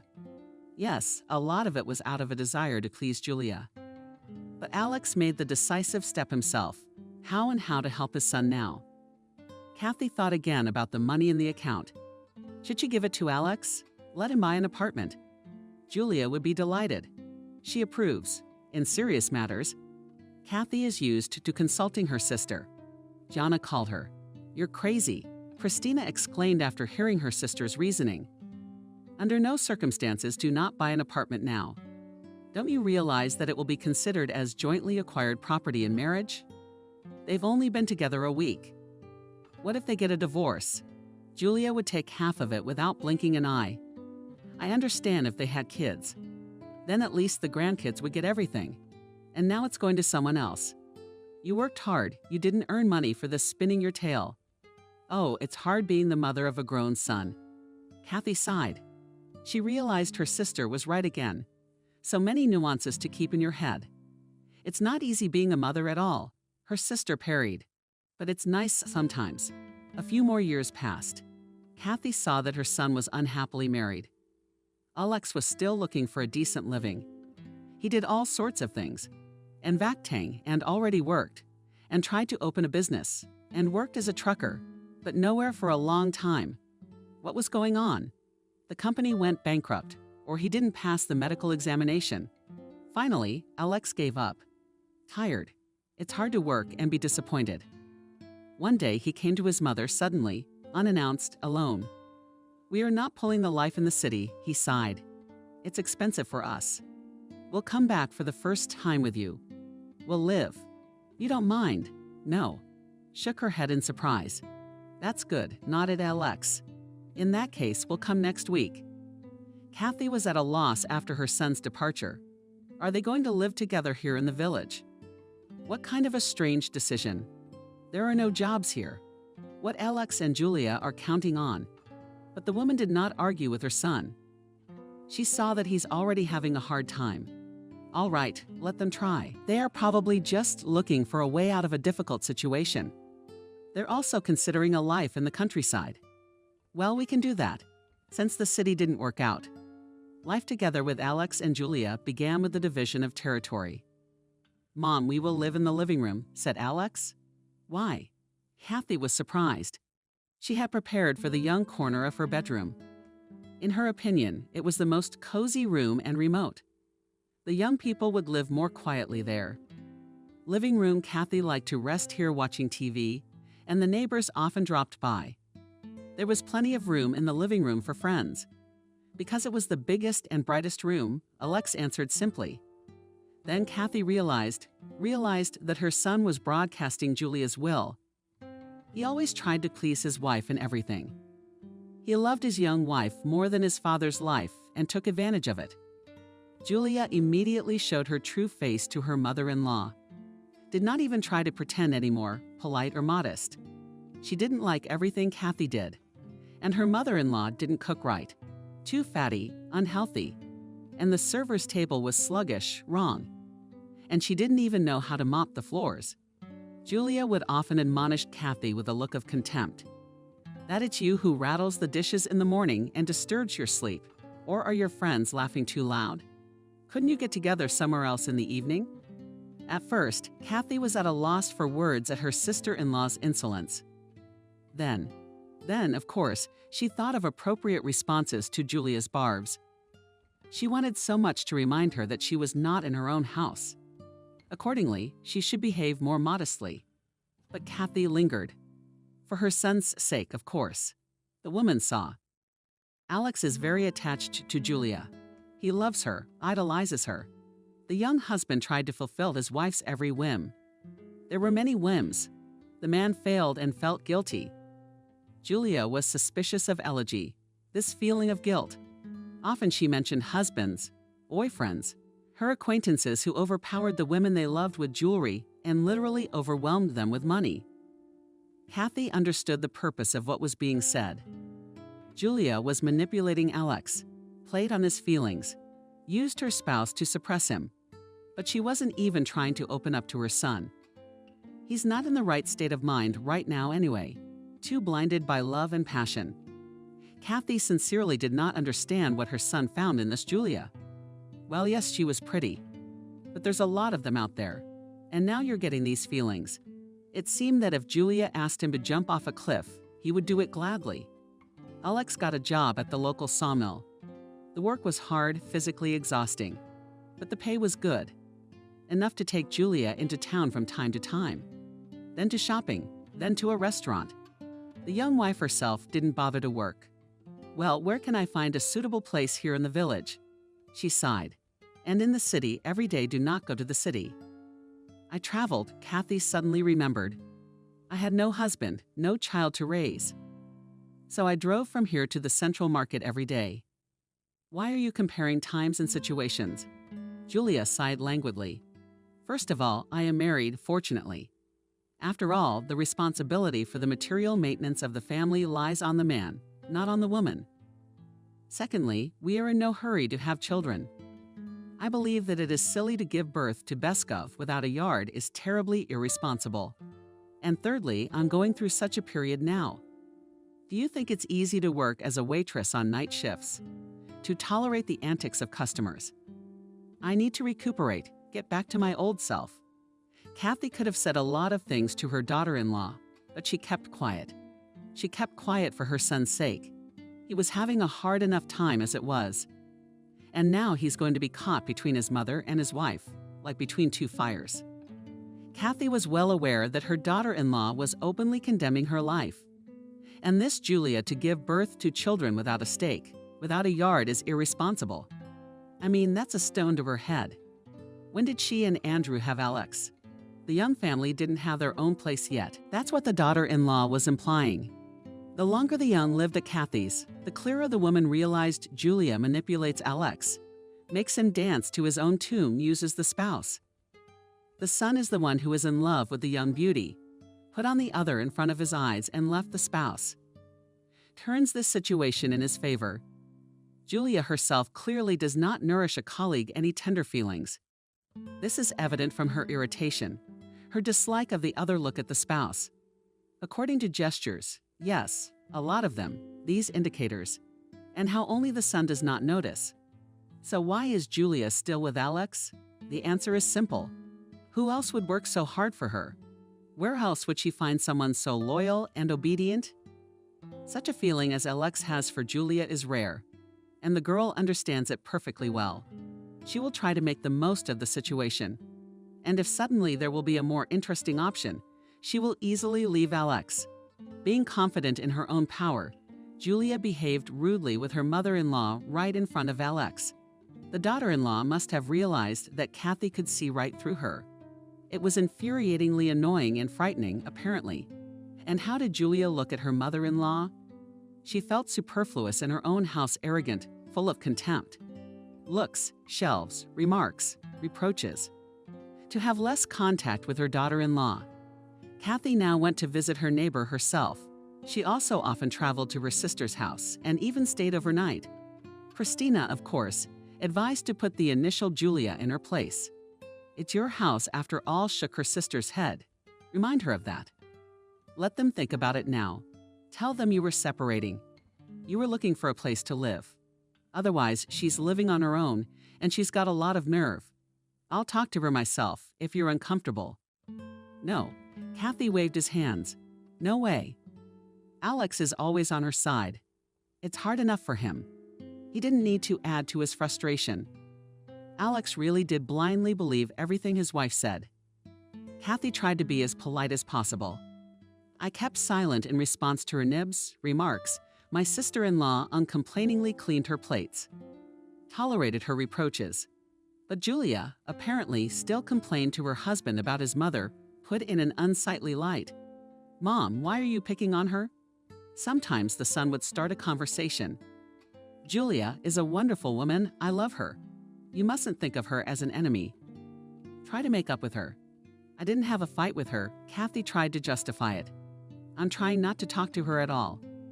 Any conversation turns in her direction, and she makes me her #1 enemy. That's what it's all about." Alex shook his head sadly. "Julia says so you despise her, or do not notice, or come to reproach. The third is not given. Why do you make her work in the kitchen? Julia was going through a rough patch. She needed a vacation. So I just reminded her to clean up her plate. No one's making her work. I serve you myself." Alex looked at his mother with a sad look, and Kathy realized that everything is useless. He still will not believe that his wonderful Julia systematically turns the life of her husband and mother-in-law into a nightmare. Maybe he'll get to Alex someday, but not now. Julia masterfully turned Alex against his own mother, against the person who sheltered the couple in her house, gave them shelter, who, in fact, feeds them. Since Alex earns pennies at the sawmill, and the lion's share of his salary goes to pay off loans. In the city, the couple had managed to rack up loans that they now had to pay off. It was frustrating and painful. Kathy saw no way out of the situation. She only hoped that Alex would sooner or later see the light. Sometimes she wanted to kick the insolent youth out of the house, but that would mean losing her son forever. Julia manages to turn Alex against his mother on the spot. And here, if she throws them out of the house at a difficult moment. There's a lot of drama to be had here. Shakespeare would be jealous. And this house, to be honest, belonged to Alex when her mother died. Kathy suddenly realized that such things usually happen suddenly. Yes, Mom was sick. She needed help, but there was no sign of her leaving so soon. Kathy thought about it a lot, because she might one day be gone just as suddenly. And then how would Alex be left with? The inheritance was 6 months away. Suddenly some other claimants for this house will show up unexpectedly and heirs. My father had a complicated relationship with his relatives. Anything's possible. To protect Alex, Kathy, who was at that time the only owner of the house, wrote a gift deed to her son, and that was it. Her soul was at peace. Kathy was used to living for her only child. She did everything for him. Now the house officially belonged to Alex. And the son knew it was true. At the time, Alex thought he wouldn't need the inheritance. He planned to settle down in the city, buy a nice apartment, that he's some country house. Who knew it would turn out like this? Kathy decided to be patient. It cost her a lot of strength to keep her temper in check and not take it out on Julia. And it wasn't good for her health either. But for the sake of her son, she could bear it as long as Alex was happy. If not for Christina and her sensible advice, Kathy would have spent all her savings on an apartment in the city for young people. But her sister was right. The woman understood that now more than ever. Julia doesn't like Alex. It's obvious. She's using him. If Alex buys an apartment, which will be considered jointly acquired property, the young spouse will immediately demand a divorce, and she will legally take half of the housing with her into her new life. And this is very good money. Well, no, we'll not wait, Julianka. Alex won't be blinded by this strange love for ages. Someday he'll see the light. That's when he'll need an apartment in the city for his new life. Too bad he can't get out of the house for free. Kathy had to put up with the antics and unfair reproaches of his sister-in-law. There was no end to it, but the woman understood. Now she's in no position to change anything. Christina, seeing that her sister was having a hard time, suggested we go on vacation together. Why don't we dispel all Kathy's phone calls and go sunbathing? We'll swim in the sea. We'll go on excursions. They'll be great. Go for it. In the end, Kathy gave in. She really needed a break from everything that was going on at home. Young people, let them live in the village house. Julia would have to cook and clean. They've spoiled her. Doesn't even help with the plate. She sits at home all day and the phone hangs out and watches soap operas. Julia, of course, expressed her opinion about Kathy's vacation. There is no money in the family, and some people go to resorts. She replied, somehow to Alexa's remark that his salary has been cut again. But here even the man who had angelic patience and in love with his wife could not stand it. Julia, what do you care? Mom earned it. She has the right. What about us? We have never been anywhere with you, and we'll make money. I promise. Kathy hid in her room without saying anything. She didn't have time to get into an argument with her sister-in-law. Things don't pack themselves. It had been a wonderful trip. Kathy and Christina rented a house in a small village by the Black Sea. The sisters walked a lot, swam in the warm waves, sunbathed, went on all sorts of excursions. Kathy once took a risk and realized an old dream, took a ride on a hydrocycle with a young and reckless driver. The spray in the face, the dizzying speed of the endless sea surface. So scary and so much fun. It's never been at the same time. What's their sea and excursions? The sisters even went to discos at night and danced as in their youth. Do not despair. Thank you, Christina, for pulling me out. Sincerely enjoyed, Kathy. I feel like I'm 10 years younger. By the way, that's exactly what it looks like. Christina smiled. You look better, more rested. You look great. And so it was. For the first time in years, Kathy liked herself in the mirror. She had a fresher glow. And most importantly, there was a sparkle in her eyes and life and energy in her face. Kathy felt that she had left behind all the problems and the cranky, demanding daughter-in-law, and the unsettled son, and the endless squabbles in the kitchen. There was a powerful reset. The woman felt strong, beautiful, and energetic. The world seemed bright and welcoming. Only good things were thought of. One day, the sisters came late and admired for a long time unusually large stars and bright yellow moon, which left a clear path on the sea surface. Beauty stretched out Kathy. It certainly was, agreed Christina. It's a shame, only to go back tomorrow. I can't believe it. I love it here so much. Another life, another world. It's back to the same old thing. It's driving them away. Christina couldn't take it anymore. Sitting on your neck and getting hard. She's sad. She'll wait for me. I'll come and clean up your mess. Don't. The Ataman protested. It will make things worse. There's no need to make things worse, grumbled Christina. There's nowhere else to go. Good evening, lovely ladies. A low, pleasant voice came from behind them. Both women shuddered with surprise and turned around. In front of them stood a man, slim, trim, with elegant gray hair on his temples. He was charming and had a very friendly smile. He was wearing jeans that went up to his knees and a loose black t-shirt. In all this, the stranger looked very stylish and attractive. And hello to you too, answered for the two of them Christina. Wonderful evening, isn't it? The man kept approaching. Kathy could not take her eyes off his smile. It made the stranger's face seem to glow. The man introduced himself as William, said he had just arrived here today, and checked into a room on the second floor of his sister's cafe. Just today, they were having dinner in this place, drinking wine, eating kebab, enjoying live music. William immediately noticed two beautiful, single ladies at the table and followed them to the shore. I apologize if I startled you. And don't think I'm a frivolous adventurer. It's just that you both have such kind smiles. I just wanted to get to know you better. I'm here all by myself. I'd like to find some company for socializing. If you don't mind. There's a problem with that. It's Christina's fault, she shrugged. I mean, we're leaving on a plane tomorrow at lunch. That's a shame. The smile slipped off William's face for a moment. Kathy was also sorry they wouldn't have the chance to get to know the man better. Surely it would have been even more fun and exciting for the three of them to spend their vacation together. There was something about William, something special. Kathy wanted to be near him, to look into his eyes, to admire the man's smile, to listen to him.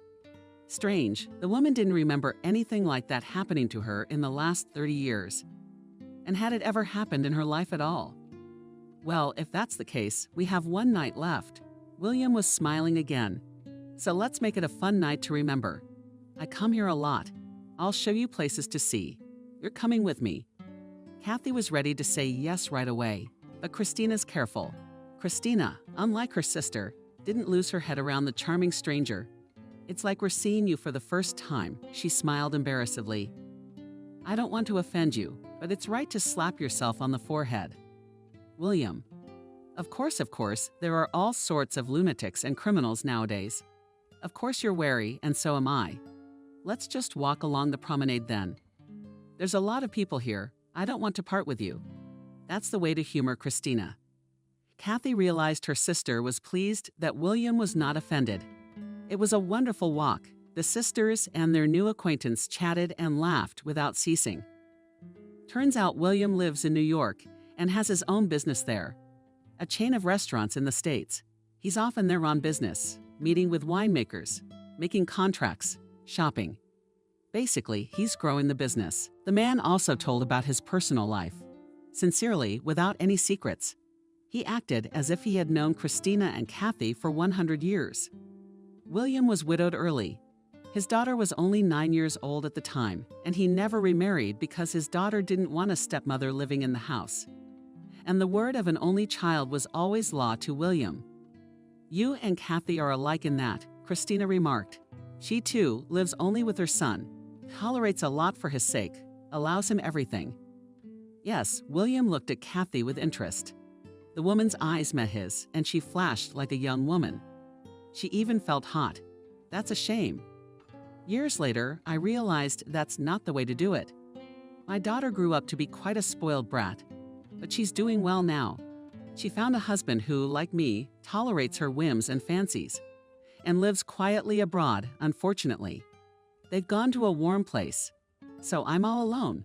I have a job, friends, but still, after my daughter's departure, I feel empty in the house and in my soul. The trio partied until the wee hours of the morning, and it seemed as if they'd gone back to their youth.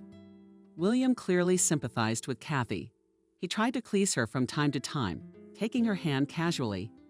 Once he hugged her waist lightly and briefly. Kathy wanted that moment to last forever. The sisters reached their cottage only when the matchmaking began. William, of course, volunteered to see them off. I don't want to part with you, William confided. His eyes, of course, were on Kathy. Kathy, why do you blame the phones? Christina suddenly suggested. Why did we have such a good time? Why don't we come back again next year? We should call each other so we can have a vacation together. It'd be fun. That's obvious. That's a great idea. William says yes, I'm dictating my number. No, you better give me your phone number. Kathy complied with William's request with a smile. He deliberately held her hand in his as he took her cell phone. There was so much warmth from him, so much tenderness. Kathy wanted to dissolve into it all. It was a shame they had met so late. William quickly dialed his number from Kathy's cell phone. But there he smiled. Now we've exchanged phone numbers. We won't lose everything. Great, nodded Kathy. And she knew perfectly well that this phone exchange meant nothing. And the fairy tale that had almost begun would never really begin, because there was no tomorrow. Already today, she and anyone will fly home. And there again a cramped village house, a disgruntled daughter-in-law, a Willa's son. And the problems hadn't gone anywhere. While she was away.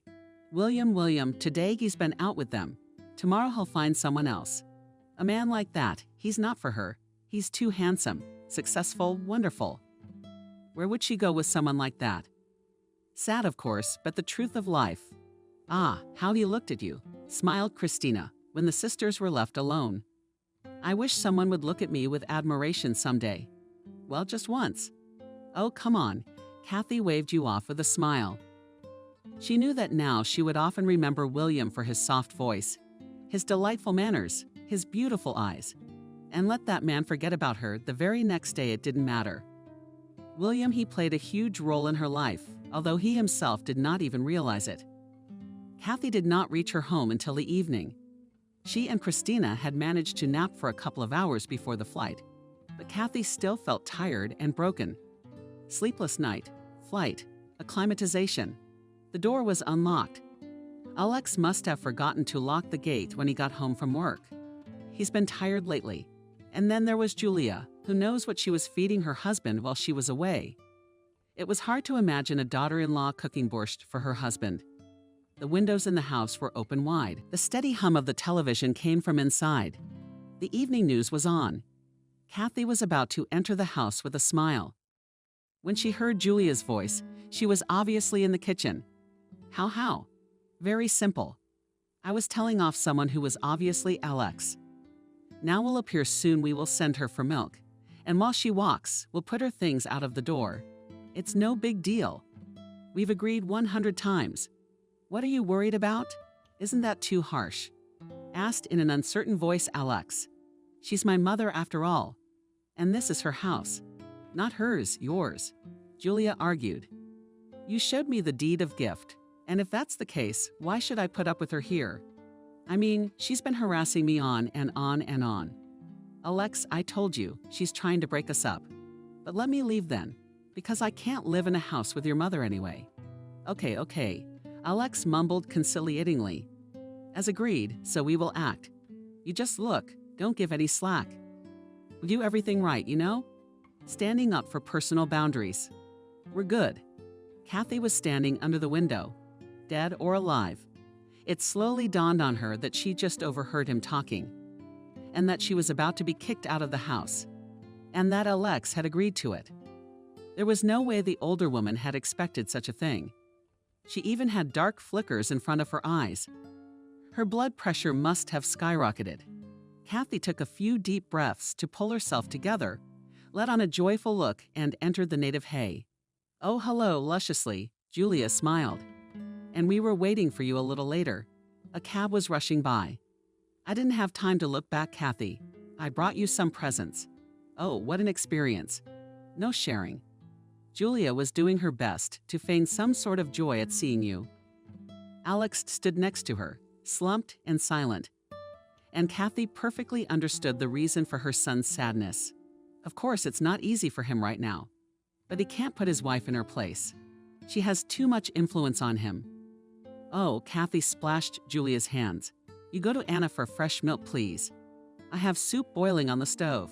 I can't get away. Alex is very tired from work, and I'm sick. If you are not very tired, then of course, nodded Kathy, and left the house, already knowing what awaited her on her return. It was a good thing she had overheard the conversation. She would at least have time to prepare for a serious conversation with her son and his wife. Her suitcases. Kathy spotted the porch from afar. They stood orphaned, leaning against the wall, waiting for their hostess. The hope that Alex would stop his wife's insolent behavior melted like smoke. The woman went up on the porch, knocked on the door. There was a note from inside. Julia's voice sounded. Read it, and you'll understand everything. Goodbye. I don't need it. I need your note, Kathy said. I want to talk to you. I want to look you in the eye. The door swung open with a bang. Julia stood on the threshold. She looked haughtily at Kathy. Well, look, if that's what you want. Julia, why are you doing this to me? I've tried to be your friend. Haven't I? You piss me off. A young woman has split. You're judgmental. Everything's wrong. Everything's wrong. You make your own rules. I don't feel like I own the place. And Alex is fawning over you. Well, this is my home, gently reminded Kathy. That's why it's natural for me to make my own rules. Julia exclaimed again. Again, you insinuate that we live in your house. It's not your house, by the way. It's not yours, it's your son's. So you're the one living here. Then get out of here. You have a good pension, enough to rent. Thank you. You even packed my things, Kathy said calmly. And it took a lot of effort to stay calm. Crying. She will when she gets to Christina. Of course, she'll go to her sister's. Who else? Only there aren't many of them here. My stuff is just clothes. What about photo albums? Old books, letters? And this junk is heavy, sighed Christina. We threw it out. Kathy gasped. It was as if she'd been punched in the solar plexus. It was her family's history, old photographs, letters from Andrew and her parents, postcards, diaries Christina and Kathy had kept when they were young. The first drawings by Helen and Alex. All of it carefully stored in boxes and folders, neatly arranged on shelves on a rack and in the bedroom. Really? Was there nothing left? Julia looked at her mother-in-law with defiance. What is this habit of clinging to junk? The insolent girl grinned. What good are these dusty papers? It's even easier to breathe without them. Kathy, despite her condition, suddenly had a great idea. She even had to suppress a smile so as not to accidentally give herself away to Julia. Soon she would no longer feel like the mistress of the situation. In a couple of minutes, the expression of smugness would evaporate from her pretty face. So you all threw everything out of my room. Totally. It's gonna be our closet now. All the boxes, every single one of them. Did you even look inside? Some of it was looked at, some of it was just thrown away. Why is Julia suddenly tense? Were there documents or what? The documents can be recovered in case of emergency. Kathy sank down tiredly on the porch steps. The blue shoebox was thrown away too. Yeah, probably, but what's the big deal? Kathy looked up at Julia. The blue box was my savings for the apartment I was going to give Alex. The words had an incredible effect. Julia stunned pale. She opened and closed her mouth a couple times to say something, then powerlessly sank down on the steps next to Kathy. Why didn't you warn me? She almost whispered. Kathy was pleased with the effect of the phrase. She didn't keep the money in any blue shoebox. It was lying quietly in her account. But Julia had to teach her a lesson for all those naughty things, which she did to both her and Alex. How did I know you'd decide to throw my stuff out of the house? I had no idea. The older woman stubbornly played the role of a confused and bewildered old lady. Julia shook her head as if she had woken up from a dream. Her eyes lit up with eagerness for action. You will tell me everything in detail now. What the box looked like. What shade of blue, was it big or small? Questions poured out of her sister-in-law like a cornucopia of questions. Kathy answered, trying not to get confused in her statement. The situation was beginning to get her down. Alex had stayed home all this time, never even poked his nose out on the porch. Probably he was ashamed of the fact that he had gone along with his wife and kicked his mother out of the house. But he couldn't go against his wife either. He loved her too much, which Julia took advantage of. After answering all Julia's questions, Kathy walked to the bus stop. Come on, stay, he mumbled to his sister-in-law. She now needed her mother-in-law to help her in her search. The young woman was determined to find the box, even in a landfill, even at the end of the world. And Kathy could help her find it. She knew what a huge amount of money looked like. Why would she? Kathy was a little surprised. What do you mean? Why should we? Now we have to look for the box of money together. You do care about your savings. Is that what it is? Kathy smiled. That's where you're wrong. I don't care what happens to that money. I was going to give it to you anyway. If you find it, take it. Kathy walked down the street and felt Julia's eyes on her. Her sister-in-law was shocked that she had thrown away so much money with her own hands. Yes, but now she'll be digging her nose into the ground just to bring that wealth home. Greedy Julia doesn't realize that Kathy's money is in a bank account. Her mother-in-law is not so dumb as to keep such funds in a box. Before heading to the bus stop, Kathy stopped by Jenna's neighbor's house. She'd been friends with her mother once, good friends, but now she was gone, unfortunately. Kathy still had a good relationship with Jenna. She needed someone in the village, someone who would tell her what was going on, keep an eye on Julia. And Jenna was the perfect informant. The woman had been outraged at first, listening to Kathy's story. She couldn't get her head around it. How could she do such a thing to a man who had let his daughter-in-law and son into the house when they were in a difficult situation? And then, recognizing it all the way through, Jenna laughed loudly and merrily. But Tamar, you guys, you've got to rub her nose in it like that. You figured it out. I'd like to know how they're doing. Kathy smiled. How are they living? How's the search going? Something tells me this story will open Alex's eyes to his wife. Oh, Alex shook her head, Jenna. I didn't think he'd be so weak-willed. Love is evil, Kathy sighed. Jenna had hit a sore spot in her heart. Of course I'll keep an eye on them. I'll get my Petya on board too. You know how quick he is? Peter. Jenna's son just turned 14. The kid's been using his phone to shoot content for his channel. And Peter seemed to be getting good at it. When Kathy was done with her chores, she went to her sisters. Christina would not leave her, would listen to her, support her, pity her. It was good to have such a person. Since the evening of Kathy's return from the resort, it's been 2 weeks. It's not a long time, really. But in that time, a lot had happened. First of all, Kathy's plan had worked. Julia was hooked. She found out where they take the garbage from their village.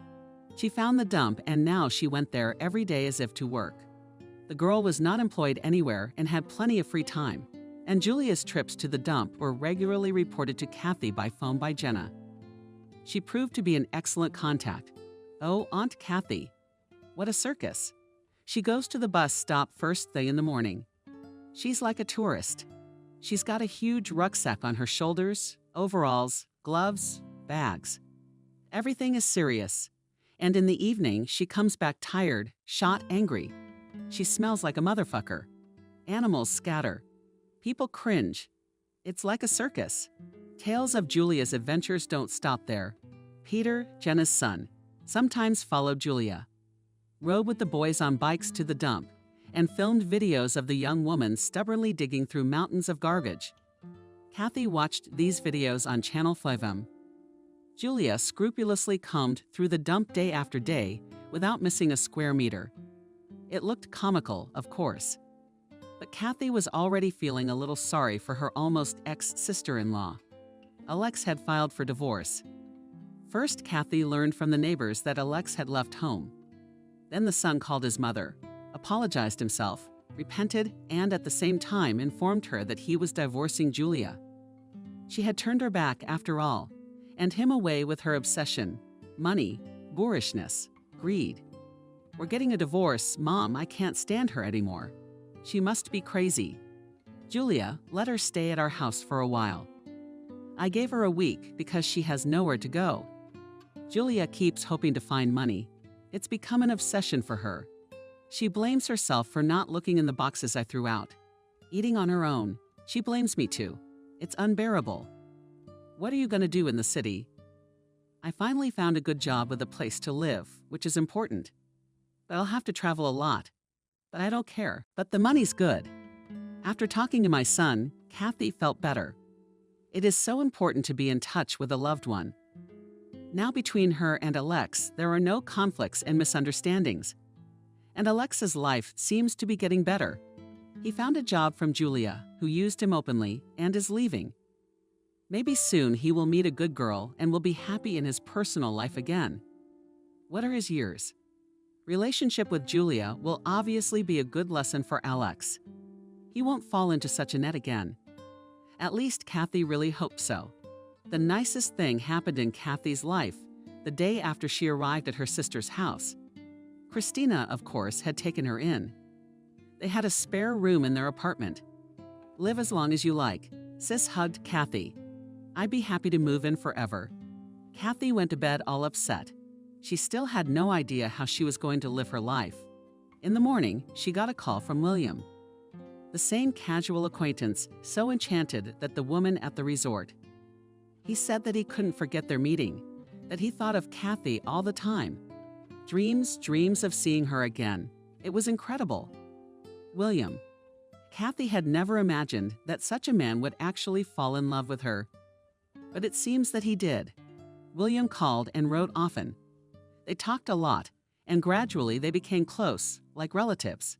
Distant, yes. But still Kathy felt that this communication was necessary for both of them. William expressed a desire to come to Kathy, but she suggested another option more pleasant. Kathy would fly to him herself, because the atmosphere of a resort and a lush old country town are, as they say, two big differences. Kathy had the money for the trip that she had saved for her son's apartment. Alex, he earns his own money. Kathy has only one life, and one should enjoy every moment of it. The woman realized this when she retired, but better late than never. In general, Kathy was going on a long journey, went shopping with anyone, bought beautiful things, and felt really happy. True, she had one more thing to do before she left, not very pleasant, but urgent. A conversation with Julia. She'd had enough of being queen of the dump. Let her start a new life too,